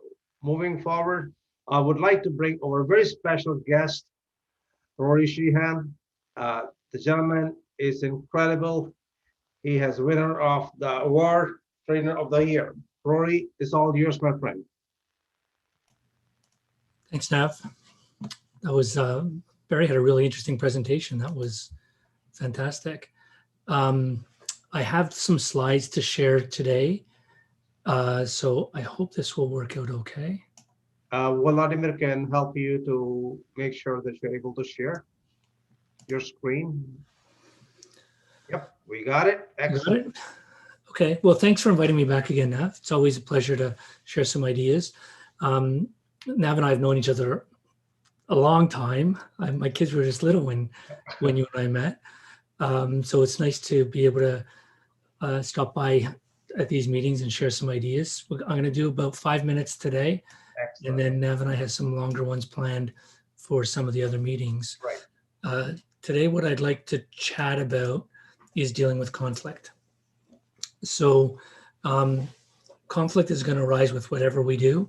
And what I'm finding is largely because of the lockdown and all the things we're going through right now, there's an awful lot of pressure. So there's a greater tendency to have conflict. And a lot of times it's not necessary. So I just want to share some ideas that will hopefully help you when it comes to dealing with conflict. So let's start before you even get involved working with somebody else. If you're going to start doing deals with somebody, spend some time talking together and getting to know each other. So talk about what you want. What are your goals? What do you want to do? What's your objectives? Make sure that you guys are on the same page. And then talk about some past projects that you've worked on so that each of you can get a chance to get a sense for the experience that each other has, and talk about working with others. And be specific for both of you. Have you ever had problems when you've worked with other people? If you did, first off, if they say no, that's highly unlikely. There's always going to be disagreements. So when you talk about problems that people have had with other people, ask them how they went about dealing with it. So it's perfectly natural to have a challenge or a disagreement or a conflict. The key is, how is it dealt with? So talk about working with other people. And then together, start looking at the objective that you want to achieve. So here's the challenge. If two people want to do a deal together and they say, well, my objective is to make money. Well, that's great. We all want to make money, but we've got to be specific with our objectives. So we want to make money and we want to do it by this date. So both of you may want to make money, but one of you wants to do it by purchasing a property and sitting on it for a few years. The other one wants to flip it right away, or somebody might want to rent it out. So you want to make sure that your objectives are very clear and understandable. Then do what you want to do. And this is, again, before you even get started in a relationship with anybody, you want to talk about a plan in order to achieve that objective. So what are you going to do? How are you guys going to do the work? So if you find a property and you're going to each contribute a certain amount of money, is the expectation that you're both going to do the work? Is the expectation that there's going to be somebody that comes in and does the work? Like, we want to talk about the process involved and how you're going to go about dividing up that responsibility in order to achieve those objectives. So what's your plan in order to achieve the objective? And then you want to set benchmarks. And what I mean by a benchmark is, if you've got a project that's going to take, let's say, 6 months, for example, how do you know you're on track after a month? So how are we going to measure that? So we're going to put a plan together as to how we're going to achieve whatever outcome we want to achieve over the next 6 months, but we want to be able to measure it. So after a month, are we on track? See, the challenge then is that if we're not clear on how we're going to measure that, and I measure it one way and you measure it a different way, we might have conflict simply because we're both measuring our progress in different ways. So let's in advance, let's set up some benchmarks. How are we going to know that we're both on track, and how are we going to measure it? And then we got to clearly define our roles. Who's going to do what? And we want to be very specific, and we want to be very clear, and we want to agree on how the work is going to get done so that there's no misunderstanding. A lot of times when people experience conflict, it's because they didn't have a conversation in advance. Then we want to agree on how we want to agree on how difficult topics are going to be brought up. So if somebody's concerned about something, how are they going to bring that up? One of the easiest ways to do that is to say, remember when we were talking before we started this project together, we said that we would talk about things and if there was a concern. Just by introducing the conversation of having a concern in that way allows you to do it in a very non-confrontational way. And then agree in advance as best you can. How are you going to resolve that conflict? So what are we going to do? Are we going to sit down? What are we going to do in order to resolve that conflict? If you've got a relationship with somebody who is a yeller and you're not a yeller, now the stress level is going to go up for both of you. So we want to make sure that we have some sort of understanding in advance as to how we're going to bring topics up and then how we're going to discuss it and resolve conflict. Next thing we want to be mindful of is notice when there's a change. So the idea here is, let's deal with conflict before it becomes an issue. So somebody's got their mic on and it's not muted, and it's making a lot of distracting noises. So, oh, I didn't realize I could mute. Okay, so I just muted them, or I muted one of them. So notice changes in behavior. If somebody's usually very talkative and all of a sudden they're not talkative, if somebody usually has good eye contact and all of a sudden there's not eye contact, they're creating, or sending you a message, there's something wrong. Let's deal with it when it's small. Let's not ignore something. So if somebody's feeling uncomfortable about something, let's get it out. Let's talk about it so that it doesn't become a bigger issue and we have a bigger problem later on. Listen to the questions they ask. All of a sudden, are they asking a whole bunch of questions about the goal, or are they asking a whole bunch of questions about the division of work? If all of a sudden they're asking a bunch of questions, the reason they're asking questions or the reason they're bringing it up in conversation is because it's a concern. And be aware of their changes in tone. If all of a sudden they're getting short, if their answers are very quick and sharp, there's something going on. So we just want to say, remember, before we got involved in this project together, we talked about how we were going to discuss any sort of concerns that we may have. Maybe this is a good time to have a conversation and bring it up so that it doesn't fester and become a bigger issue. A lot of times, if there's a conflict, if you deal with it sooner rather than later, it's much more manageable to deal with that conflict. So now let's say there's a situation. So now we have a situation to deal with. What we want to do is we want to talk about the problem when it's small as best as possible. So don't let things grow. Don't let things get out of hand. Deal with situations when they're small and focus on the situation, not the person. It is helpful if you agree to this in advance in these words so that we're going to focus on any sort of problems we have. It's not going to be personal. We're not going to start saying things about each other because there's nothing worse when you get into a sensitive conversation when somebody says, well, you did this and this is your fault and everything would go well if it wasn't for you. That doesn't help. We have to deal with the situation and not the person. And you want to listen very, very clearly. So listen to their concerns as much as possible. If somebody's upset, listen to their concerns so that you can better understand it. A lot of times when people get into a conflict situation, it's because they have different definitions for terms.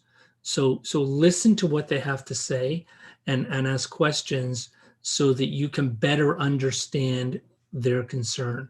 If they say, well, I'm upset about, don't just jump to a solution. Even if you think you know the solution, let them say what they want to say, ask some questions, get some clarification, and make sure you're 100% or as close to 100% clear on what it is that you're dealing with, and then start talking about options.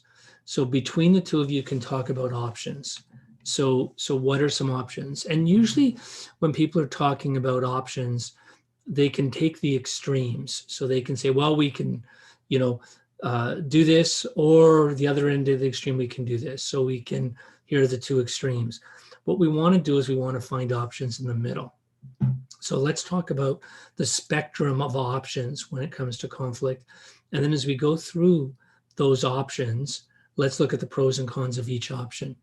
If neither of us really like those options, then rather than picking an option that we don't like, let's think of more options.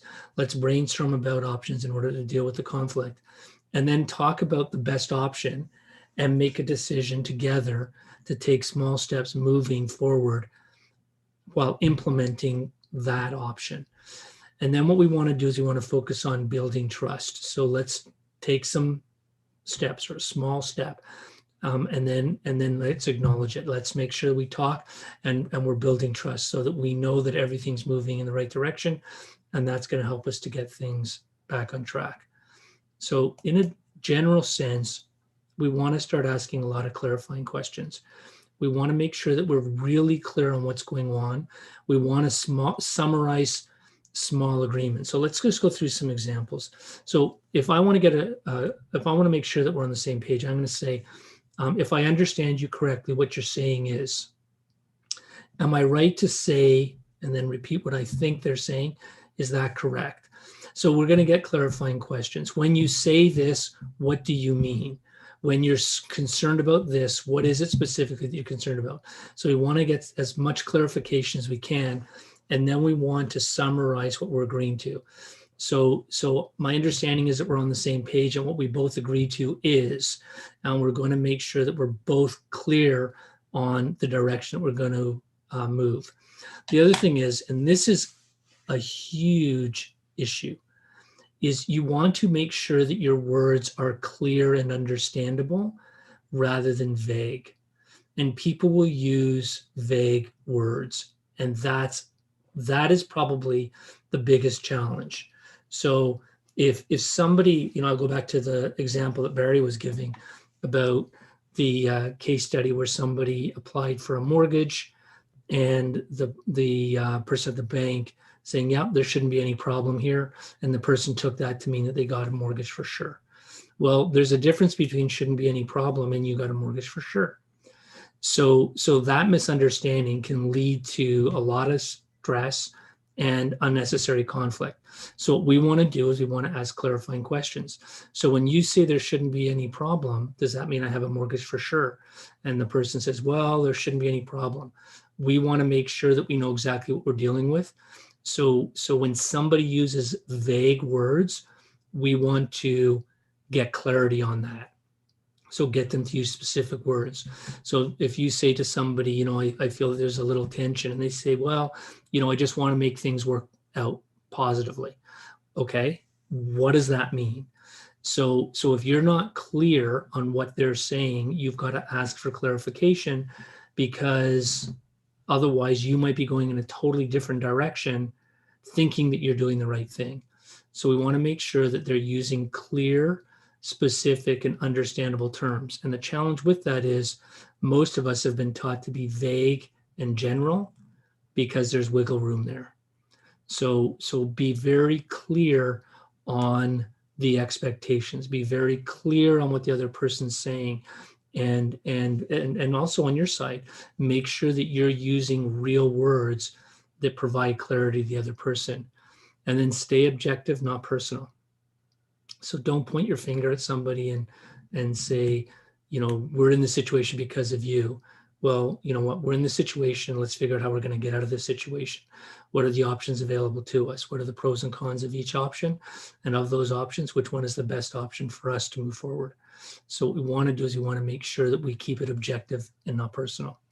So I'd like to give you guys a little homework, is start talking to each other, talk to other people about maybe doing a deal together, talk about, what's going on and getting to know them and what their objectives are and what they want to achieve with this program and what they want to do in order to generate money for themselves, and ask them questions about how they see a good team working together and what they've done in the past. And don't be afraid to ask them if they've had conflict in the past, how they've dealt with that conflict. So I just wanted to share a few ideas about dealing with conflict today. If you're interested, I know some of you have joined my Facebook group and the YouTube channel. The YouTube channel, I have 69 subscribers. So apparently, Vladimir's one of them, so that's good, thank you. Apparently, according to YouTube, once you get to 100, you can change the URL address. So rather than having all those letters after the youtube.com, it would have meditative conditioning. So I'm going to put these, I think I can do it. I'm going to figure out a way to put these in the chat so it's easier for you to just click on it. But if you guys don't mind joining the Facebook group and the YouTube channel, there's no cost. On the YouTube channel, I'm starting to post some longer videos, some of the shorter ones that are from the Facebook group. On the Facebook group, I post short videos. They're only about a minute long, Monday, Wednesday, and Friday mornings. And we're pretty close to 100 videos now. So there's a lot of things there that, I think are interesting little food for thought, and hopefully giving you something to think about and maybe take some action just that day. And it's all, focused on moving your life forward in a positive direction. So that's everything I wanted to chat about today. I will post those URLs in the chat in a moment as soon as I stop sharing the screen. Did anybody have any questions at all? Anybody have any questions? You can ask directly to Rory, or we have his Facebook is the best place, by the way, to go see his videos. They're incredibly good. I really miss them. I look forward for them, and very wise words for the day. Sometimes, once in a while, you need a little something to pick you up. And his words of wisdom, his knowledge, experience. He has been a great, great friend for a very long time. He has helped me a lot during the time when I needed the help. We were raising money for Sick Children Hospital. An incredible friend, a real friend to be, the friend who you always need, especially for the noble causes in the community. He was always there. He came with his sons. We have known each other for maybe 15 years or more. And this is an honor and a great thing we have Rory here. So Rory, I want us to thank you once again. Anybody have any questions, please put in the chat box. Thank you. Okay, thanks, Nav. So we're going to move forward with our, wherever we are right now. And moving forward, we're going to be talking about capital gains. The scary word, capital gains. We have somebody very special today, and there is something I like to share this little screen with you. If you want, please take a picture. This came from the Fraser Institute. Who pays more capital gains? Who pay less capital gains? People who are making more than 150,000 pay a lot less. And I do not understand all of it, but we have somebody who's very special to walk us through the capital gains, though. There's something I've written about it here. If you want, just please take a picture of it. I'm not going to go through all this. All it's saying is that people who are earning less than 150,000 a year intend to pay a lot more capital gains. So let's welcome somebody very, very special, somebody who is incredibly knowledgeable and wealth of knowledge. Here is our very, very good friend, Jerry. Jerry, are you there, sir? I am here. Thank you, Nav. All right, sir. You're going to enlighten us about capital gains. Yeah, good topic. It's up front today, much more with the government, as people have probably heard. The government is looking in this area to increase tax, so it's a good topic to chat about. And I'm actually going to break my topic up into 4 quick little categories. I'm going to give you a quick history lesson on capital gains. I'm going to talk about what actually a capital gain is. We're going to talk about some taxation issues and what do we do? How do we strategize with this capital gain? So again, this is front and center. We actually have a CPA committee that works in the sub-treasury department at the government. And I can tell you the taxation increase for capital gains, and we drag principal residence into this too, because technically principal residence is a capital gain that I'll talk about in a bit. These topics are being talked about right now. So this is real that they're talking about it. And it's a little concerning because it's just more tax. But anyway, quick history lesson. So capital gains came in 1972. Prior to 1972, there was no capital gains. There was no taxation on your capital. Okay, we as accountants look at things either as your capital, so tax on your asset, which is something on your balance sheet, or we deal with tax on your income. Okay, so prior to 72, there was no tax on your capital. So then they introduced the capital gains, as well as they gave us 2 principal residence exemptions. Okay, so they basically said, If you have two houses, there's no tax on your principal residence, and it was really meant to capture like a cottage if somebody had a house and a cottage. So it was 72.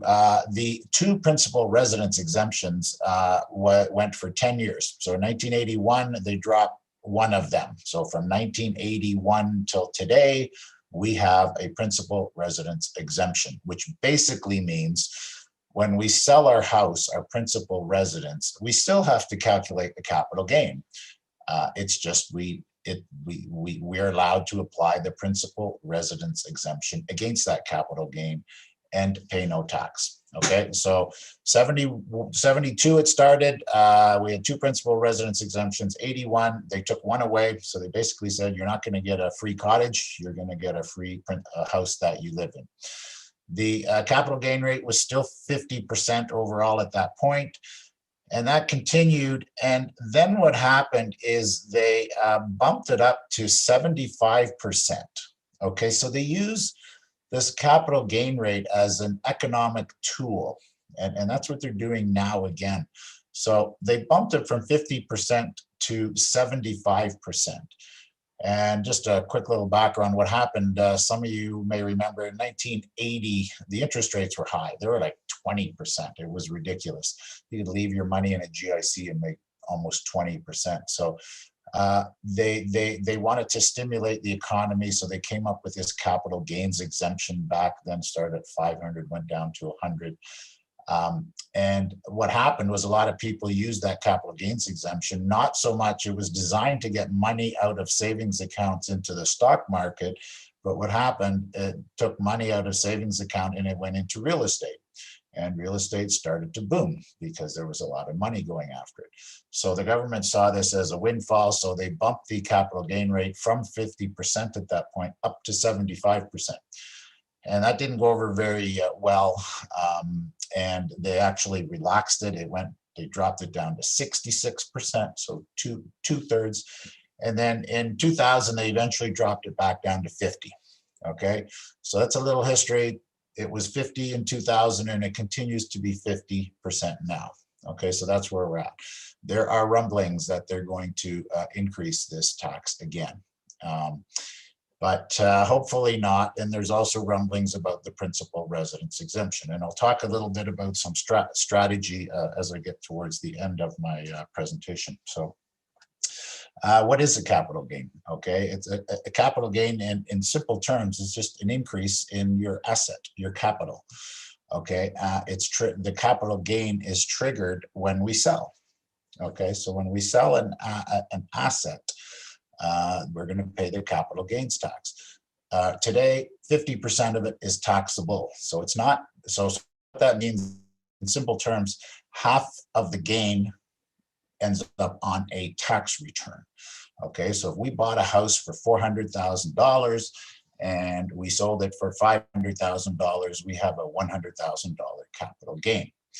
Because it's a capital gain, we literally only have to take half of that, so $50,000, and we have to put it on a tax return.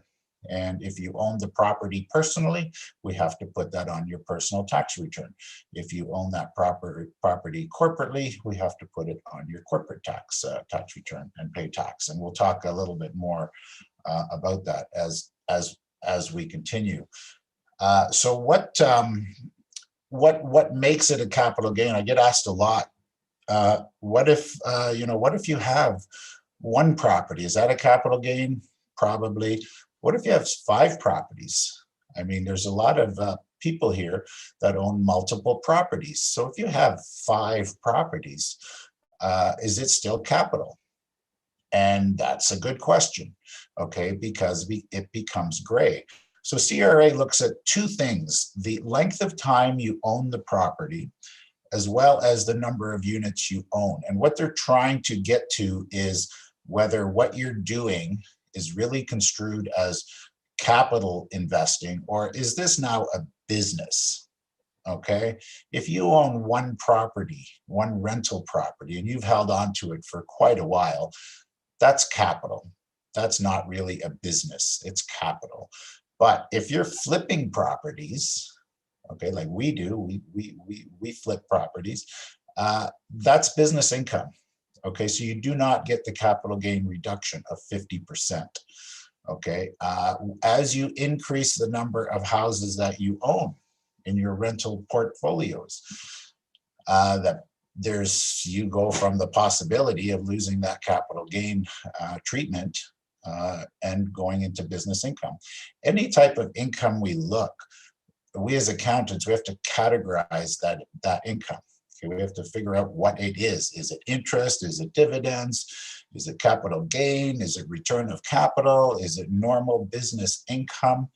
Okay, these are things that we look at, and these are things important. So the whole capital gain issue, when you think of it the way I'm talking about it, is when you first buy a property, it becomes an asset, and as you continue to buy more properties or change your business model, then that asset can actually become inventory, at which point we're going to be paying the regular business rate for that.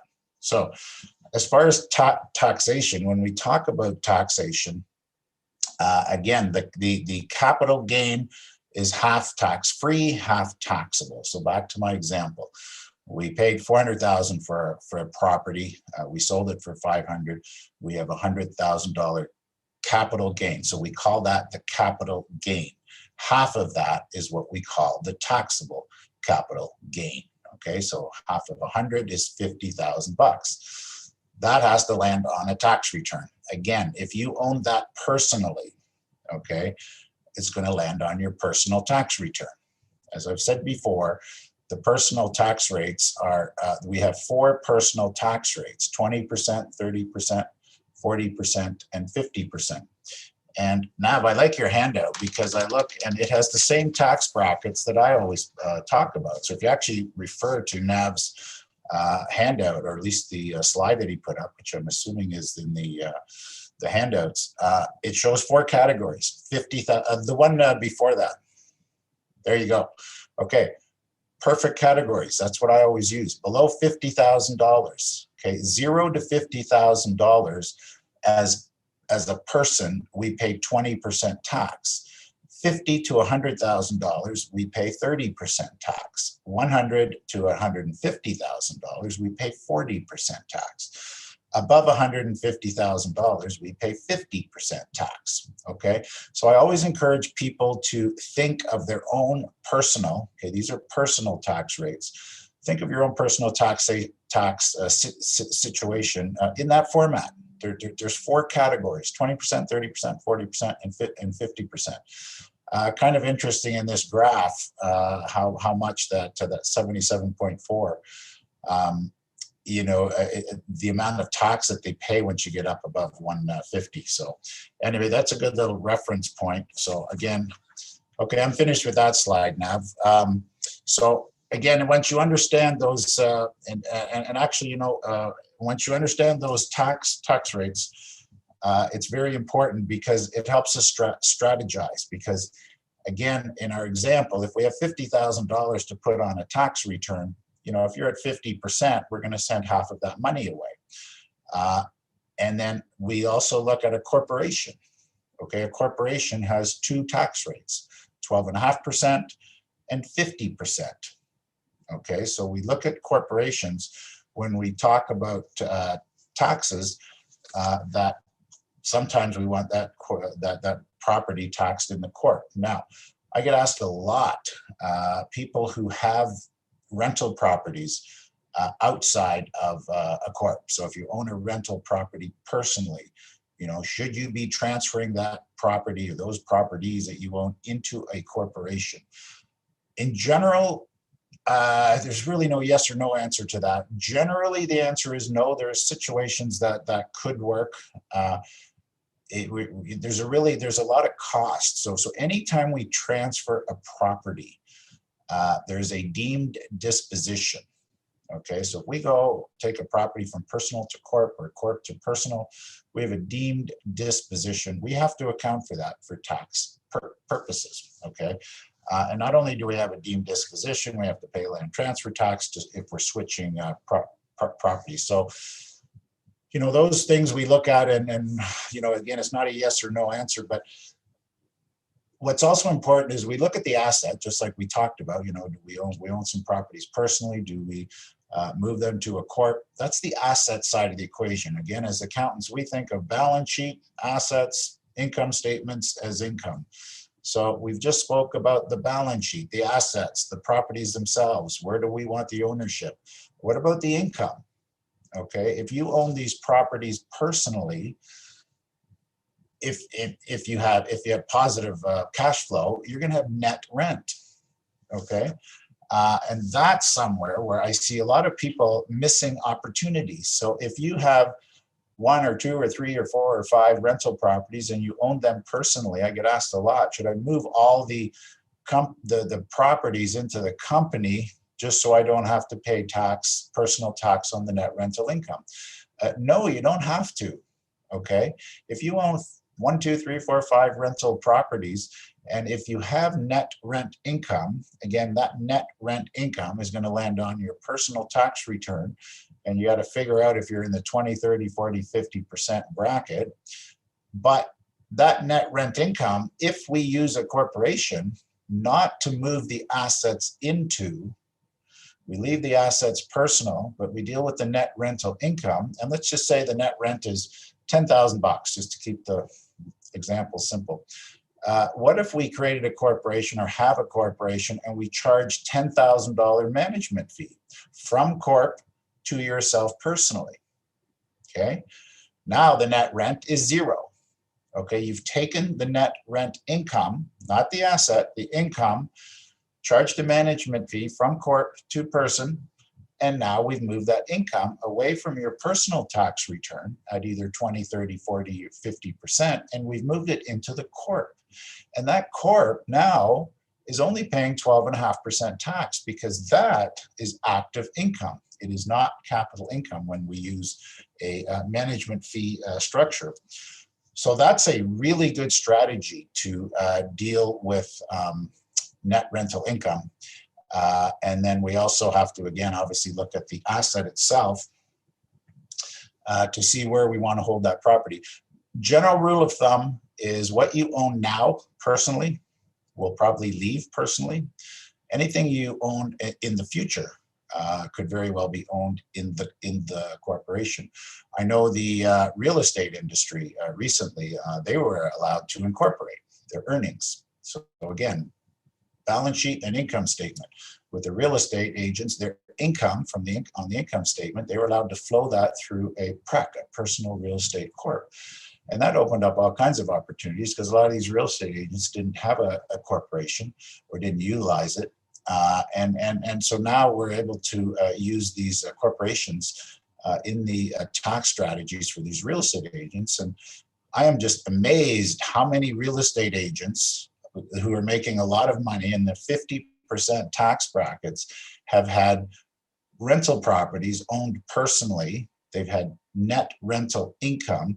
That income has gone on to their tax return and they've paid 50% tax on it. And I'm going, you didn't have to do that. You could have strategized a little better and saved a heck of a lot of tax, right? And it's kind of highlights one of the beefs I have is the whole tax world doesn't really communicate as it should with the investment and financial planning world.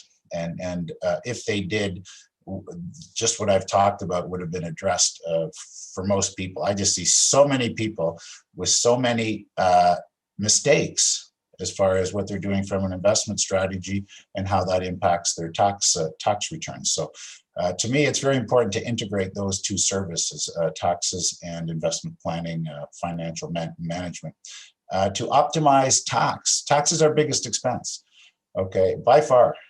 So, you know, it makes a lot of sense when you strategize, especially with real estate and everything else, that you deal with the tax issues, okay? So as far as some strategies, you know, again, the principal residence exemption has kind of highlighted a few interesting, you know, discussions. Again, as we know, our principal residents are tax exempt.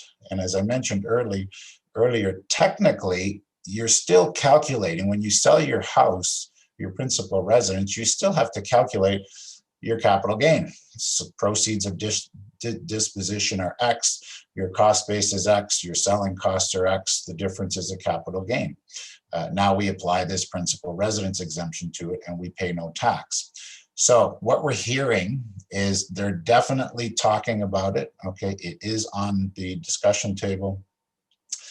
I've had clients, we've repositioned, I'm not suggesting this to everybody, but some clients have insisted that we reposition their assets, we crystallize the gain. You can move from, I had one client, we moved from person to corporation and we moved it right back to corporation to crystallize their capital gain. They wanted to use their the principal residence exemption this year or for 2020 because they felt it would be taken away. Now, I'd be shocked. I would be really shocked if they took it away. I think that's political suicide. What I think and hope happens, well, I don't even hope, but hopefully nothing happens, but I think something is going to happen. Probably they'll target the high, if you've made $2 million on the sale of your principal residence, that might be income, that should have some tax to it. Hopefully they leave the people alone that, all of us are just trying to make some money from real estate, build up some asset base. Hopefully they leave us alone and hopefully they go after the people that are really earning a lot of money on this stuff. So we will wait and see. What else? What do we do? So the capital gain, it's coming at us. There's going to be changes to it. What do we do? What do we strategize? Nothing more than we already have. Okay. Anytime I talk to people, the goal is to get the ownership, the asset structure in the right place, be it personal or corporate, as well as make sure the income gets taxed at the lowest rate we can. So those strategies have always been in place. Nothing that's coming at us from CRA is going to change the way we strategize with our real estate and our tax rates. The only thing that, again, has kind of precipitated is the principal residence exemption if people really want to crystallize that and use it. So that's probably the only one thing that we'd really, that we'd really looked at this attack on our capital gains might make you act. But as far as your rental properties and anything else, nothing that's coming at us from the Treasury subcommittees is going to change the way that we're already dealing with all this stuff. I'll try to keep it quick now. I don't want to take a whole lot of time today for you, but as you're doing now, this is a great educational tool that NAV provides all of us to learn more. There's so many of us willing to share what we know. And it just continue to keep learning, understand, really understand what I'm saying when I say you as an individual have 4 tax brackets, and really understand what I say when you have a corporation, there's 2 tax brackets, okay, 12.5% and 50%. If your rental property is in a corporation and you sell it, you'll use the same example. Your corporation bought a rental property for $400,000. Your corporation sold it for $500,000. Your corporation has a capital gain of $100,000. Your corporation has a taxable capital gain of half of that, so $50,000. Now we have what we call passive income. Okay, so in the corporation, we get a 12.5% corporate tax rate for regular, normal business income. But for passive income, so inactive income, we pay tax at 50%. Okay, back to our example. Bought for 400, sold for 500, we have 100,000 capital gain, half is tax-free. We got to put 50,000 bucks onto a corporate tax return because it's passive income. We have to pay $25,000 of corporate tax. And that does sound like a lot, and it is. It's basically 25% of your gain. Okay, we had a $100,000 gain. We're going to pay tax 25,000 bucks. But when we do that, I don't want to get into the complexities of it all, but when we actually pay that high tax rate, we create what's called refundable dividend tax on hand. And just to keep it very simple without going really deep in the rabbit hole, when we pay a dividend out of that corporation, we actually get a refund of that tax that we paid at 25%, some of it. So don't get too caught up on that. Just understand that there's some tax relief when we're paying tax, when we pay a dividend out on the high taxed income. And I'll leave it there for a sec, but I just want to end on when I talk about dividends. Again, people really need to explore the benefits of paying dividends from a corporation, okay? Especially now, January 1, the Canada pension premiums went up 10%. So right now, for the first time ever, if I put $50,000 net income on a personal tax return, the payment for Canada pension exceeds the income tax that would be paid on that $50,000. Okay, Canada pension contribution has been expensive and has just become a lot more expensive. You're paying on $50,000, you're almost paying $7,000 of CPP. So by using dividends, if we have a corporate structure where we can pay the owner dividends, not only are we paying less tax, we are not paying Canada pension. Okay, so back to the example, if I put 50 grand on a tax return, they're going to pay 7 grand of CPP, and they're going to pay close to that for income tax. When you pay 50,000 dividend from a corporation, you're not paying any Canada pension, and you're basically paying 0 personal income tax. So lots of strategizing that can be done with the different ways that you can earn income. But now, I don't want to take too much time here today from you. I know we're running a bit late, but I can keep going if you want, but I can also shut it down. Talking about dividends in the next meeting on March 13th. Oh, good. Beautiful. All right. And I want to say thank you once again. We are running a bit of running out of time because our first speaker was scheduled for only 30 minutes and after an hour. That's fine. You all understand? Thanks, Rick. I'll see you on March 13th. Anybody have any question, please put in the chat box. Jerry's going to be here for a few more minutes. Otherwise, we have his website, CanadianInvestmentServices.ca. Please subscribe to his newsletter. It's incredible.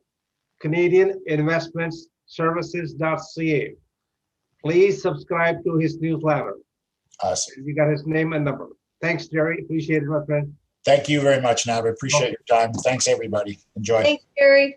Thank you. So we have somebody very special, a brother from another mother called David Grossman. And I'm sorry he had, I think, quite a few things going on today, but he's kind enough to make sure that he has some time. David, are you available right now? David Grossman? I saw him logged in, and I'm not too sure if he logged out. David, are you there?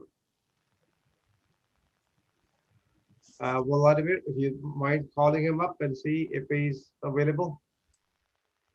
Yes, I do right now. All right, thank you. I see him messaging in the chat. I think he's here. Yeah, I think he had some family gathering with his wife and his daughter. And he's supposed to be talking around 3 o'clock, and now it's almost 4. There, can you hear me? I've been trying to unmute for the last 5 minutes. System is very slow. Can you hear me? Yes, we can hear loud and clear, David. That's all yours. Right. Okay, thanks. So yeah, I'm here. I got in about 3:30. So good to see everybody. How you doing, Nav, and everybody? Thank you, my friend. It's all yours. All right. Okay, good. So okay, before I forget, I'm just posting a few links here.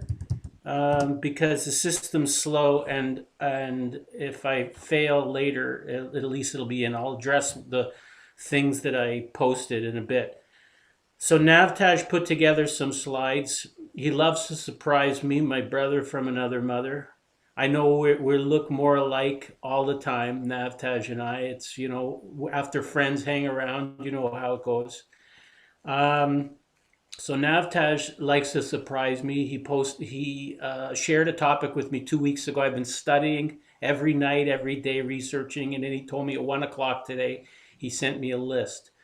So the new list, the new presentation, and I know we're running behind, so we'll move it along quickly. But the new thing is the 5 tips to increases your chance of getting a mortgage. So let's go through them, Navtaj. Okay.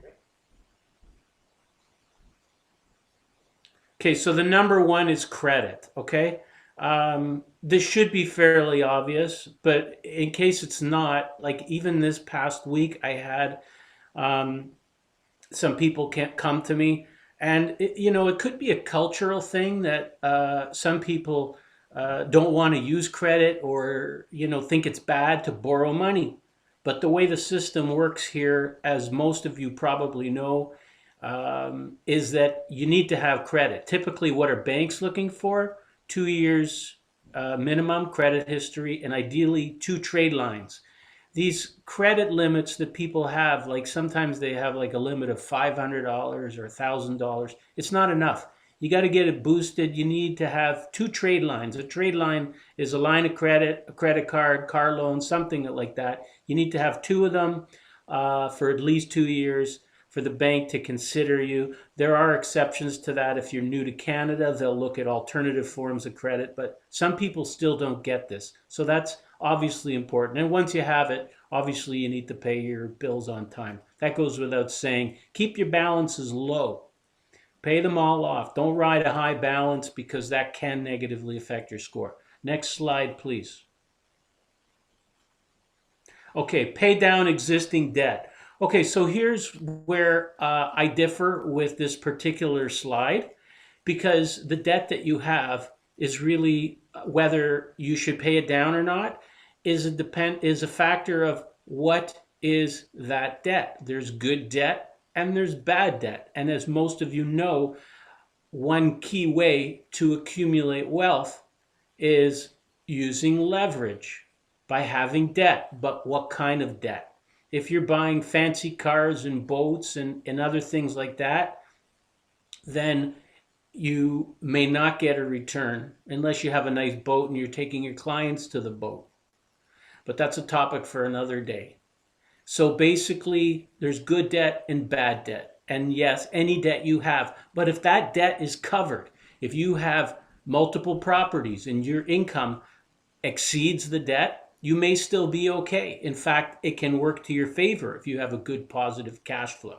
So it depends on the kind of debt. Next slide, please. Save more for a large down payment. So yes, it says here the minimum down payment is 5% if your purchase is under $500,000. And while that's true, I suspect that many of you, if you want to get into flipping, this is not for you. 5% down. 5% down is an owner-occupied property, and it's got to be in decent shape when you move in. If you're buying something that you want to maybe fix and flip, it could be who knows where, and it may be not in very good condition, because then you can improve it. If that's the type of property you're buying, 5% down is not going to cut it. You're going to need more. So if it's something that you're living in, and the bank will want to see, is it realistic? If you're living and working in Toronto and you're buying a property 4 hours away, and say you're going to live in it, then you're not going to be going in with 5% down. So 5% down is the very minimum. But if you want to play, if you want to be able to fix and flip. Now, if you had a property that you bought with 5% down, and now 5 or 10 years later, there's equity sitting in that property, we can help you refinance, we can help you take out equity, and then you can get into the game of buying and fixing and flipping. When property's in very rough condition, sometimes you may even need private money. And in that case, you're going to be needing normally 15, 20% down, and then have some cash for renos. So you need to have some cash available if you want to pay in the fixing and flipping game. Next slide, please. Know what you can afford. So I'm going to combine this slide because I know what's coming up. The next slide is getting pre-qualified. And for sure, you need to know what you can afford. You need to talk to a mortgage broker, and you need to know what you can do, what it's going to take to qualify. I've had the opportunity to speak to a number of people from the group, and I'm grateful for Navtaj's referrals. I'm grateful for every month having the opportunity to come out and talk to many of you, and work on different types of deals. So yeah, for sure. Before you spend a lot of time looking at a particular property, you need to know, and are you going to qualify for the mortgage? What's your plan? How are you going to service the debt? And so that it all ends well. So that's number 4 and 5. I'm blending them together, and in saving time by blending those two together, that is going to leave me with, okay, well, Navtaj says I've got a 30-second commercial. So that's why I posted, guys. I posted, if anybody wants to get into the mortgage business, I'm growing a team. We have some amazing marketing tools. I posted a Facebook group. It's an example of a fundraising and music festival that we're actually working on.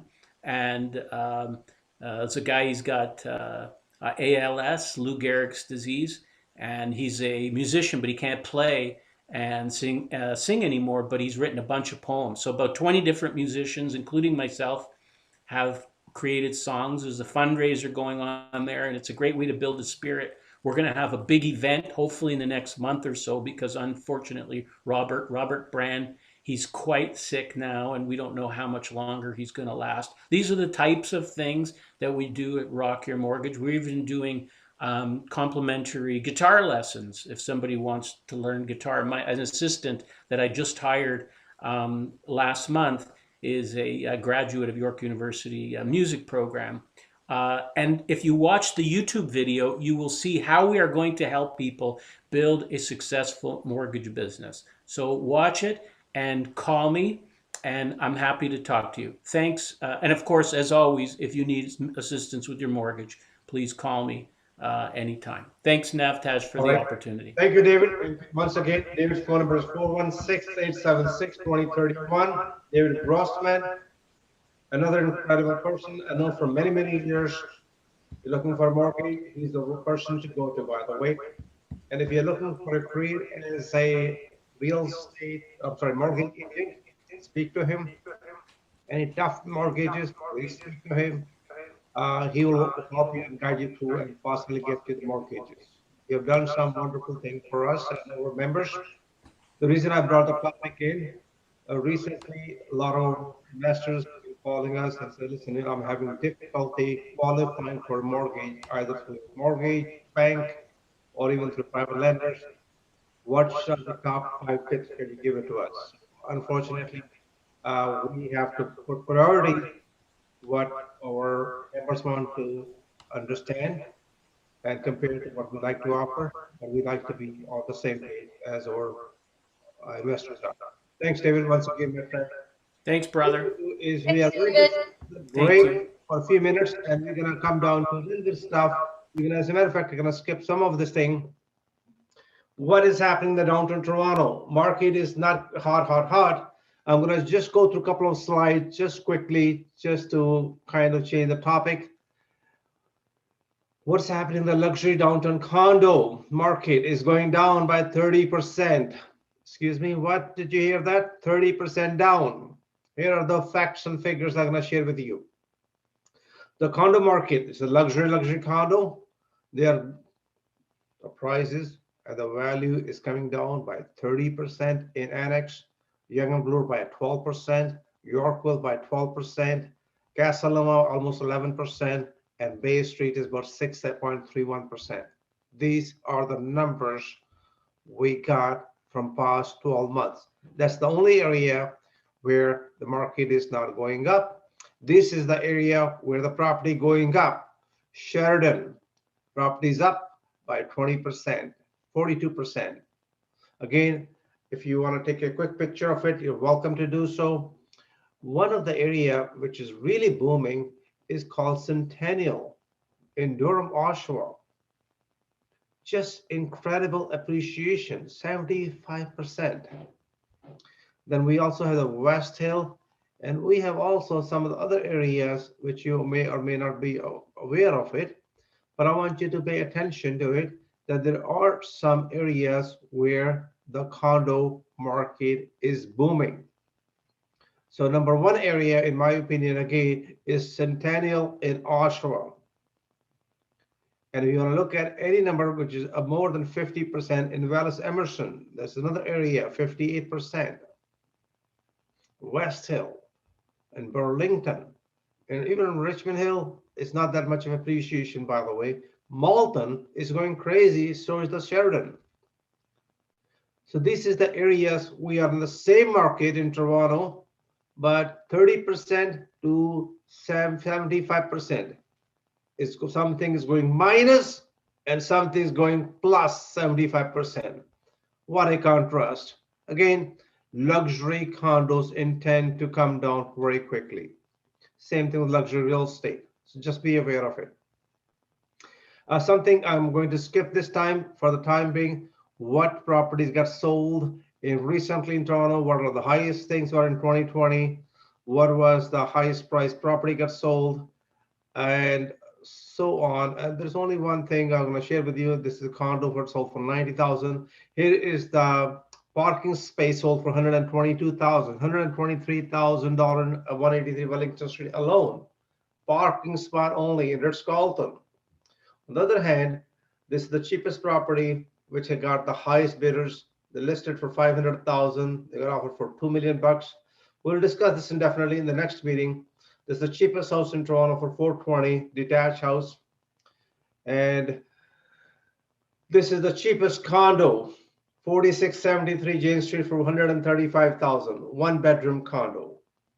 Believe it or not, you'd rather buy a condo or a parking spot in Ritz-Carlton. Choice is yours. It can bring you the more money. We will discuss this in definitely next meeting. This is what the Canadian homeowners are looking for, by the way. What are the men looking for? What the women are looking for? If you're fixing, flipping, you're a builder, you need to know the market. What do people want? Detached houses with a car garage, 2 bathrooms, 3 bedrooms. What do the men want? What do the women want? We will definitely show you next time as well, though, as we go along, though. What's going to go in residential in 2021? It's going to go really, really big. Why? People want to live in less populated areas. And as you notice that the ripple effect happening all across larger cities, whether it's Toronto have lost the population about 50,000 people. People have left Toronto. They bought houses outside Toronto. We'll be discussing this thing most probably in the next meeting.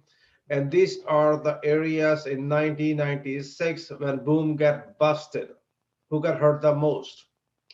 Look at these figures very carefully. Whether it was Ontario, whether it was Quebec, whether it was Manitoba, or whether it was BC. Just be aware of it. The boom always intend to burst, but be aware of it in case something happens. Would you be able to survive or handle it?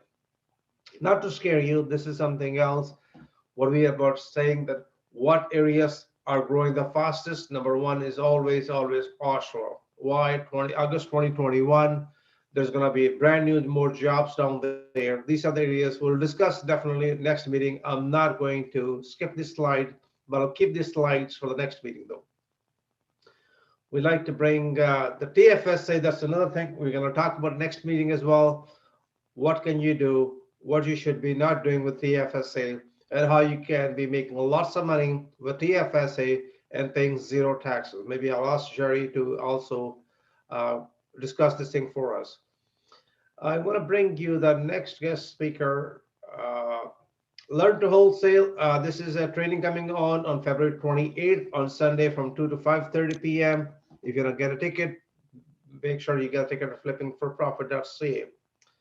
Lester Singh, are you there, sir? Lester Singh?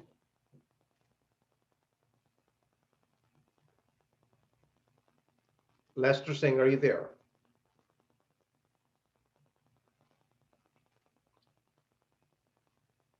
Lester Singh, are you there? Can you hear me? Can you hear me? Loud and clear. So you got 60 to 80, 180 seconds. So 2 to 3 minutes time. Oh my God. Okay, good.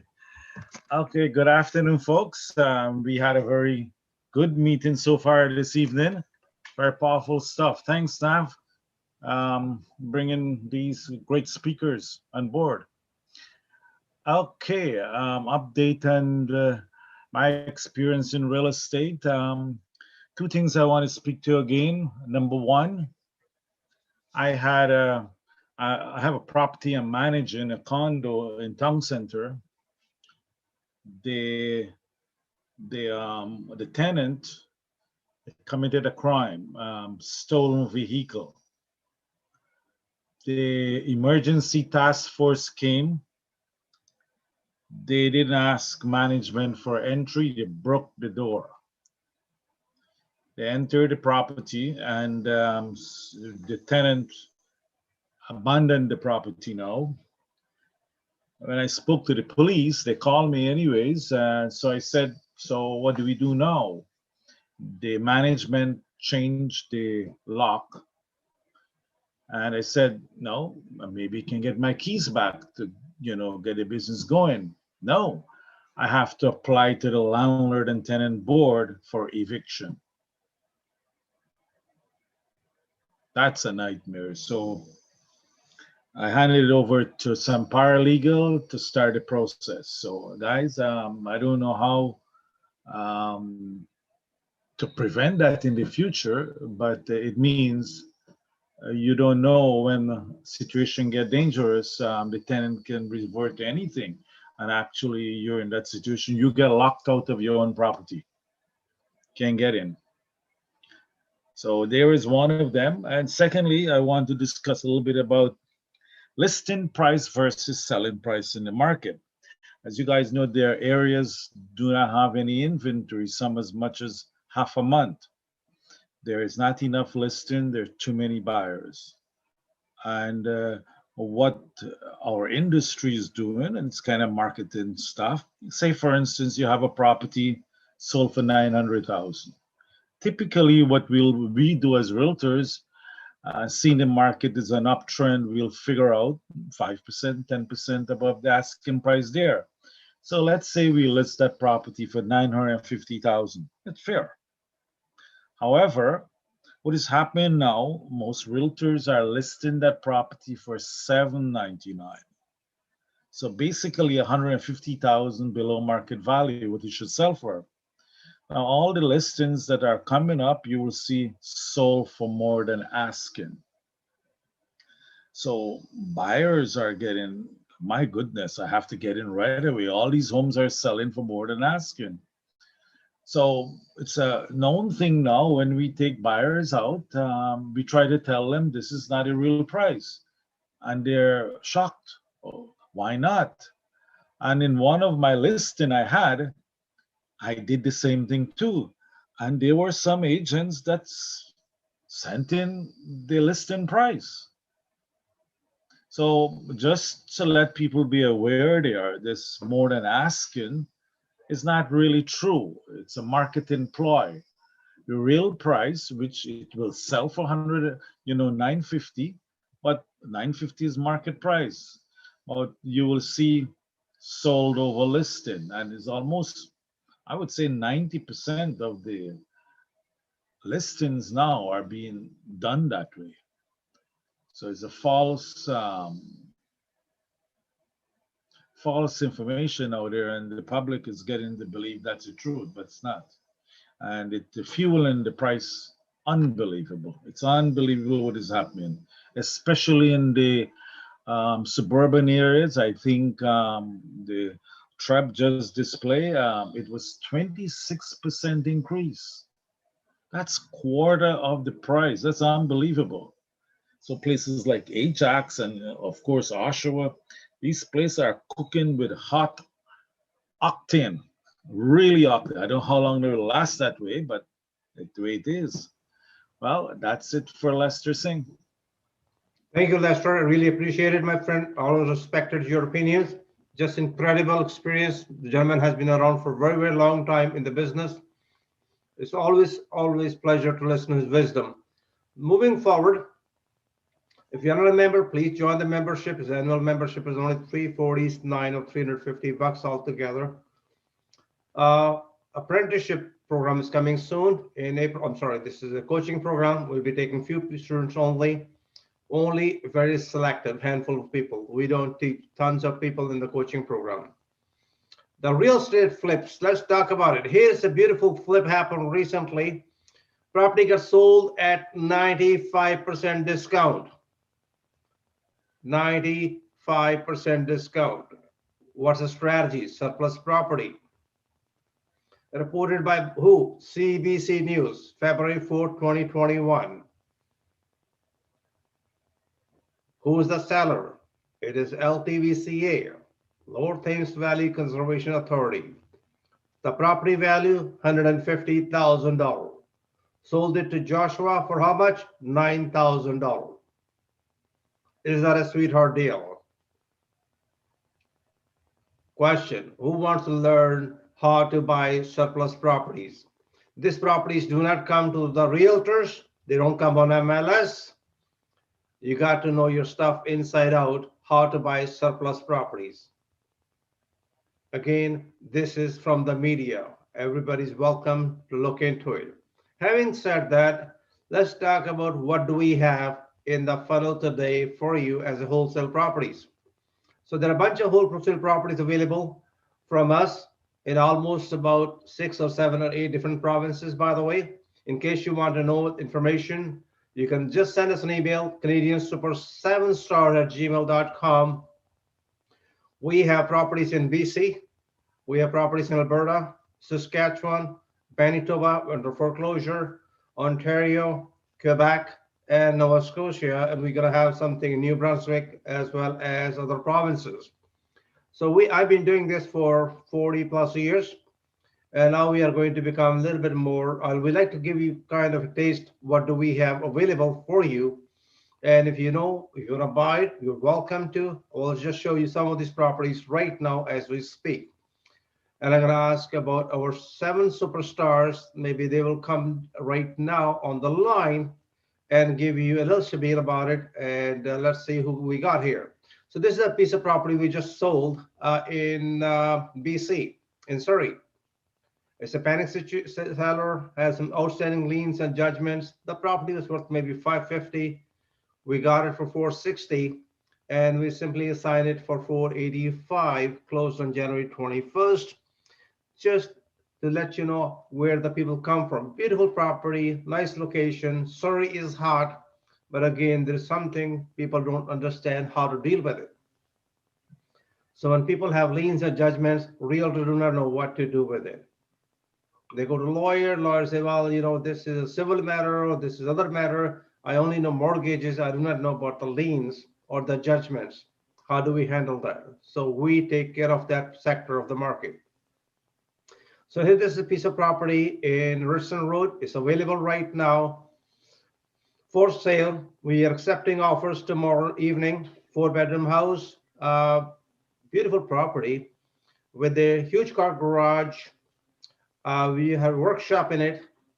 The property is a corner lot, can be duplexed. It is on MLS for $599. I believe it may gonna go around $705, maybe $730. You are interested in it, give us a call. I put my phone number for a reason, because of the MLS reason. Because I'm gonna refer to you how to do this deal. So let's do the next deal. This is in Quebec. Roop, are you there? This is about 4,000 square feet of a cottage in Quebec. Roop, Yes, sir, I am. Okay, can you please explain about this property? Sure. 4,000 square feet. The garage is rented with its own washroom, a custom built home, 6 years old. And we're asking $299. And what is the market value? Full. $350. The market value is $350. You're saying about $50,000. And here's something else I'm going to offer you. In case you happen to know somebody who want to buy the property, we will give you a cash reward of $5,000. That is from me. You can call Vladimir or Teresa or Roop as well. The phone numbers we have for Vladimir. This piece of property is a paradise, by the way. It's a beautiful, beautiful cottage. And if you are interested, let us know. So next deal I'd like to talk about you is in Montreal, a really nice piece of property, 1-bedroom house. Vladimir or Roop, you want to discuss this property? This is in Montreal. Yeah, so this is really one of the smallest house in Montreal, and compatibles, it's really interesting because compatibles, it's go like for even 335. So for example, on 12770 49 Avenue. It was sold in 6 days, similar property for 335. And some of the property was selling for 297,900 for 22 days. And its address is 10400 Boulevard, Pereiras. So it's what is interesting about this house, it's actually zoning for duplex. So you can build the duplex on this place. So, and interesting enough, right now in this moment, right house next to it, it's for sale as well. So some of the people who would like to buy, they can buy 2 buildings and build multiple units over there. Thanks, Vladimir. The only asking price is 145. This is again a wholesale deal in Montreal. One more time, 1-bedroom house in Montreal for 145,000. I think that's a rare deal all across Montreal, and it's a good location. And there's possibility of duplex. Anybody interested in it, please call Vladimir or Roop. You can see the phone numbers are right here on the screen. Thank you. One more thing I would like to mention. So this property, because it's so well priced, it's need a lot of work inside. It's for handyman special with a deep discount. It's a super handyman special. Anybody who would like to fix the floors, there's no basement, and there's somebody who knows what he's doing, or you want to buy it, even the lot itself, it's cheaper to even buy it as a lot. You can demolish it and build a new one. That will be good. If it is a 1-bedroom or an extra bedroom on it, it'll sell for 250. If it is a 3-bedroom, it'll sell for 350. Lots of potential, my friends. In case you happen to know somebody, we will still offer you $5,000 reward, cash reward. Next deal we're going to talk about is this is piece of property in Fernie. David, you going to talk about this one, or David and Teresa?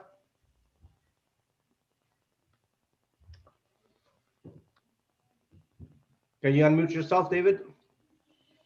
Teresa, are you there? Yes, I am. Can you discuss about this property? Yeah, we have a beautiful property available in Fernie, BC. As you can see in the picture, you can see a bit of the mountaintop. This one here, we're looking at a purchase price, wholesale fee included for $580,000. You got 3 bedrooms, 1 bath, good size lot. We do have an appraisal on it for anywhere between $595 and $650, depending on what you're going to do when you get inside of it. It's just under 1,600 square feet. The owner's been there about 20 years now, and he's kept it up as he's been going. So it's literally move in. Looking at a closing date, basically as soon as possible, we could close this. The latest would be March 31st. Thank you, Teresa. This is a beautiful location, by the way. On the back here, you got a mountains, small town, about 2 hours from Calgary, maybe 2.5 hours from Calgary, maybe an hour from Cranbrook in BC. It's right in the mountains, an excellent property. In my opinion, when the property is properly fixed and presented nicely, it may gonna sell for about $750,000 to $800,000. Does not need too much work, by the way. This property is a really good property. Again, if you happen to know somebody who could be a potential buyer, $5,000 will be given to you. Next one, we're going to talk about another. Just to add to Fernie property, the property in Fernie, it's like the comparable shows from 650 to 850. If it's done well, they could go up to 8.2, right? So it's very well done. And also, as you see in the picture, the bottom picture window has a big window on the basement. So, thank you, David. The basements are fairly high, and basement high and dry, by the way. All right.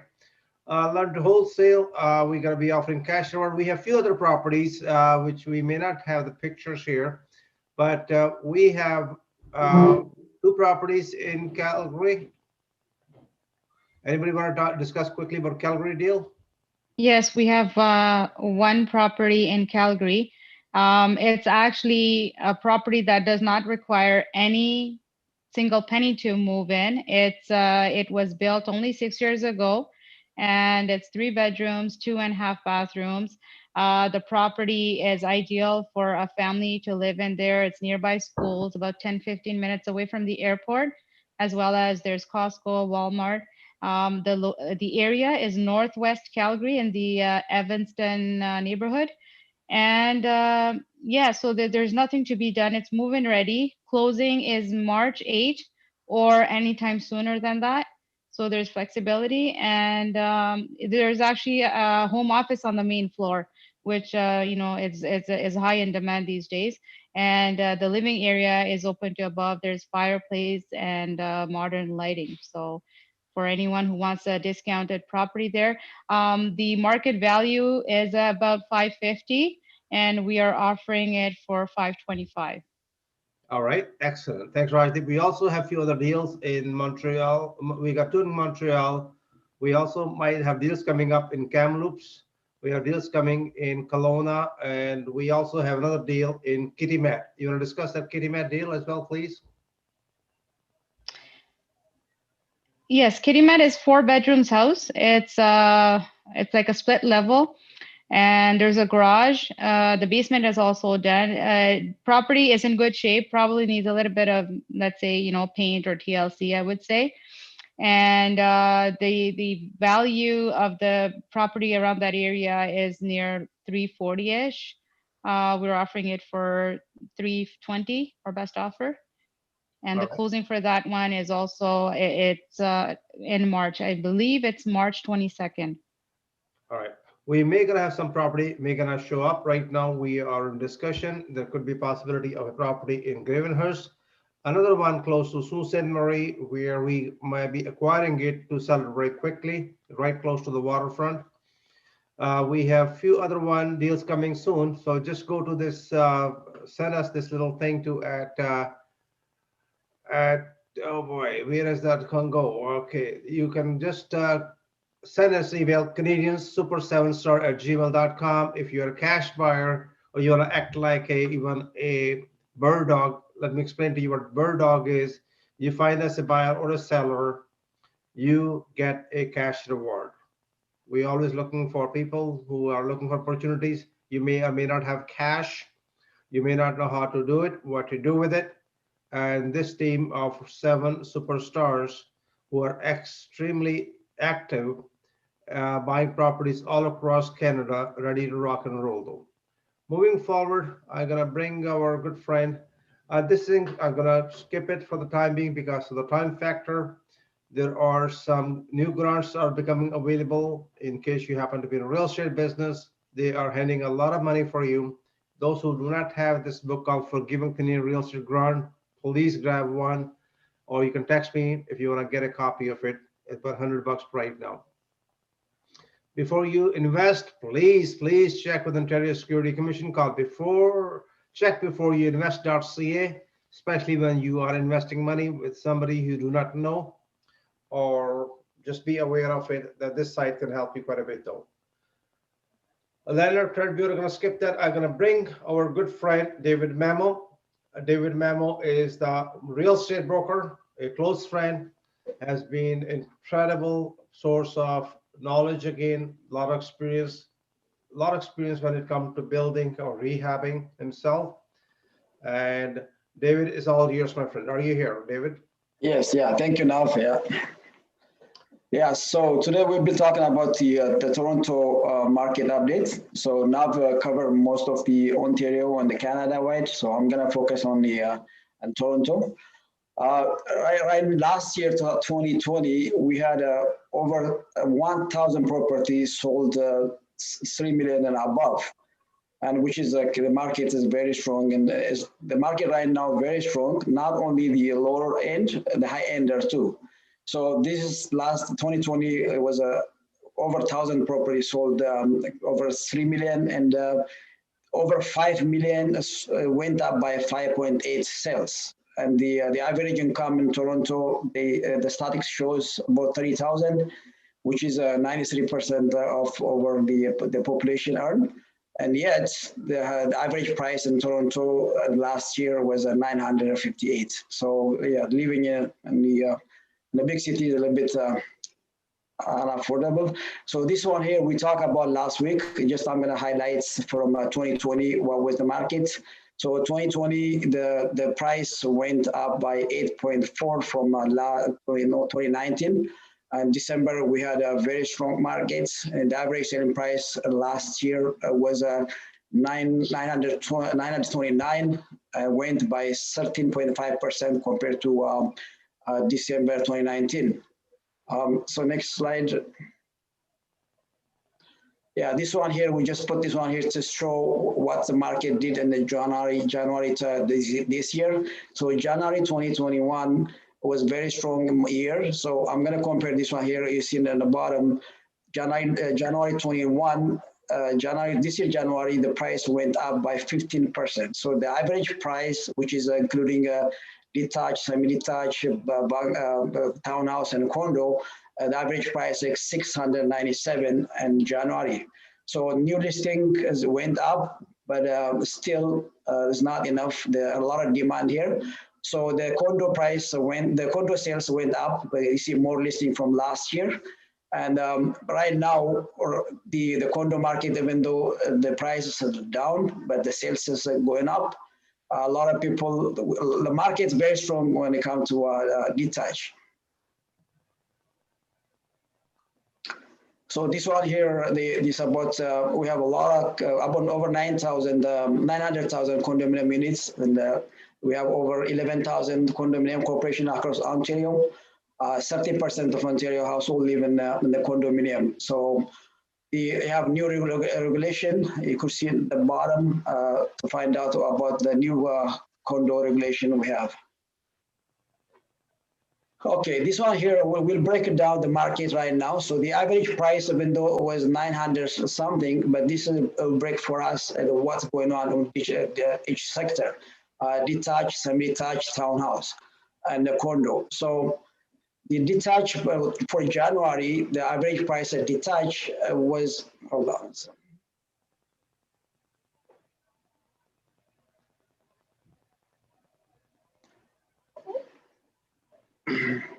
Okay, yeah. So this slide will break it down for us. So the sales and average price. So so the sales says how much property was sold, and average price means how much prices are sold for. So when you look at it, see the detached, we have 2,700 houses were sold, and average price for detached was 1.359. But when you break it down to 416 and 905, 416 right now, detached house worth over 1.5, so which is a very expensive. Semi-detached went up as well too. So the market right now and 416, it's very hot, and also a 905. When you go over year, when you look at it, detached house, detached sale went by 34%. And the average sale price detached from last year January to this year January went by 31%. So if you bought detached property last year January, this year went by 31%, which is a lot. So the appreciation, when you look at it, 905 appreciate more than 416 area.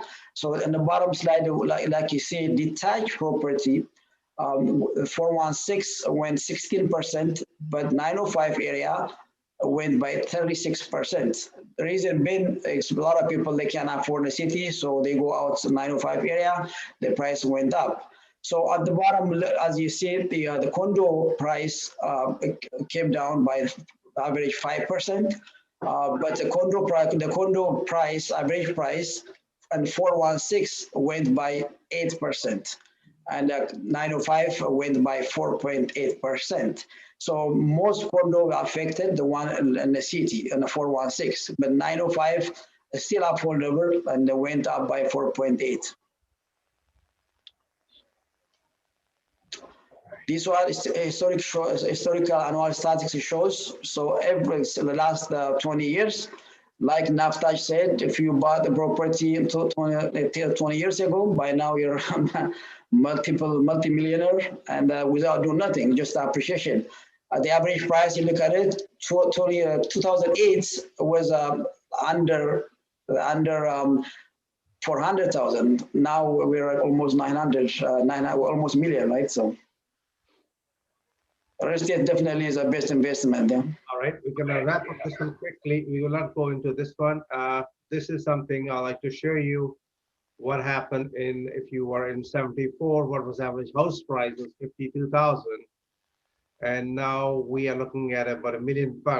And this is how the real estate has more or less reflecting the price value in last 26 plus 10 for 36 years. What has happened in the Canadian real estate, or especially Toronto real estate though. Thank you, David. Appreciate it, my friend. What Yeah, we're this gonna wrap up with those who are interested in coaching program, you're supposed to give me a call. And we're gonna do is we're gonna do the next meeting will be on March 13th. We're gonna right now, we're gonna open up to a for the networking. And networking will continue for at least 10 minutes or so. So we are going to go into break rooms. So please stay on the line. You will go into separate room and you will be able to get to speak to other people. And here is a request for you.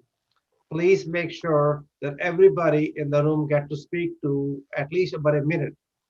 So give opportunity to other people. Please do not dominate. Let's see what other people have to offer to you. So just hang in there, please. We're gonna be going into a break rooms, and this break rooms will allows you to talk to each other. And when the break room is over, I'll come back and we're gonna wrap up the meeting right away. I want to say thank you for who has to go, but again, it'll be a lot of fun. Please hang around. It's gonna take about 60 seconds to send you into all 3 different rooms though. And make sure you communicate and talk to other people, by the way. It'll be a lot of fun. In case you happen to be on the phone, you may not be able to go to those rooms, but the chances are you will be speaking to somebody you have never met before.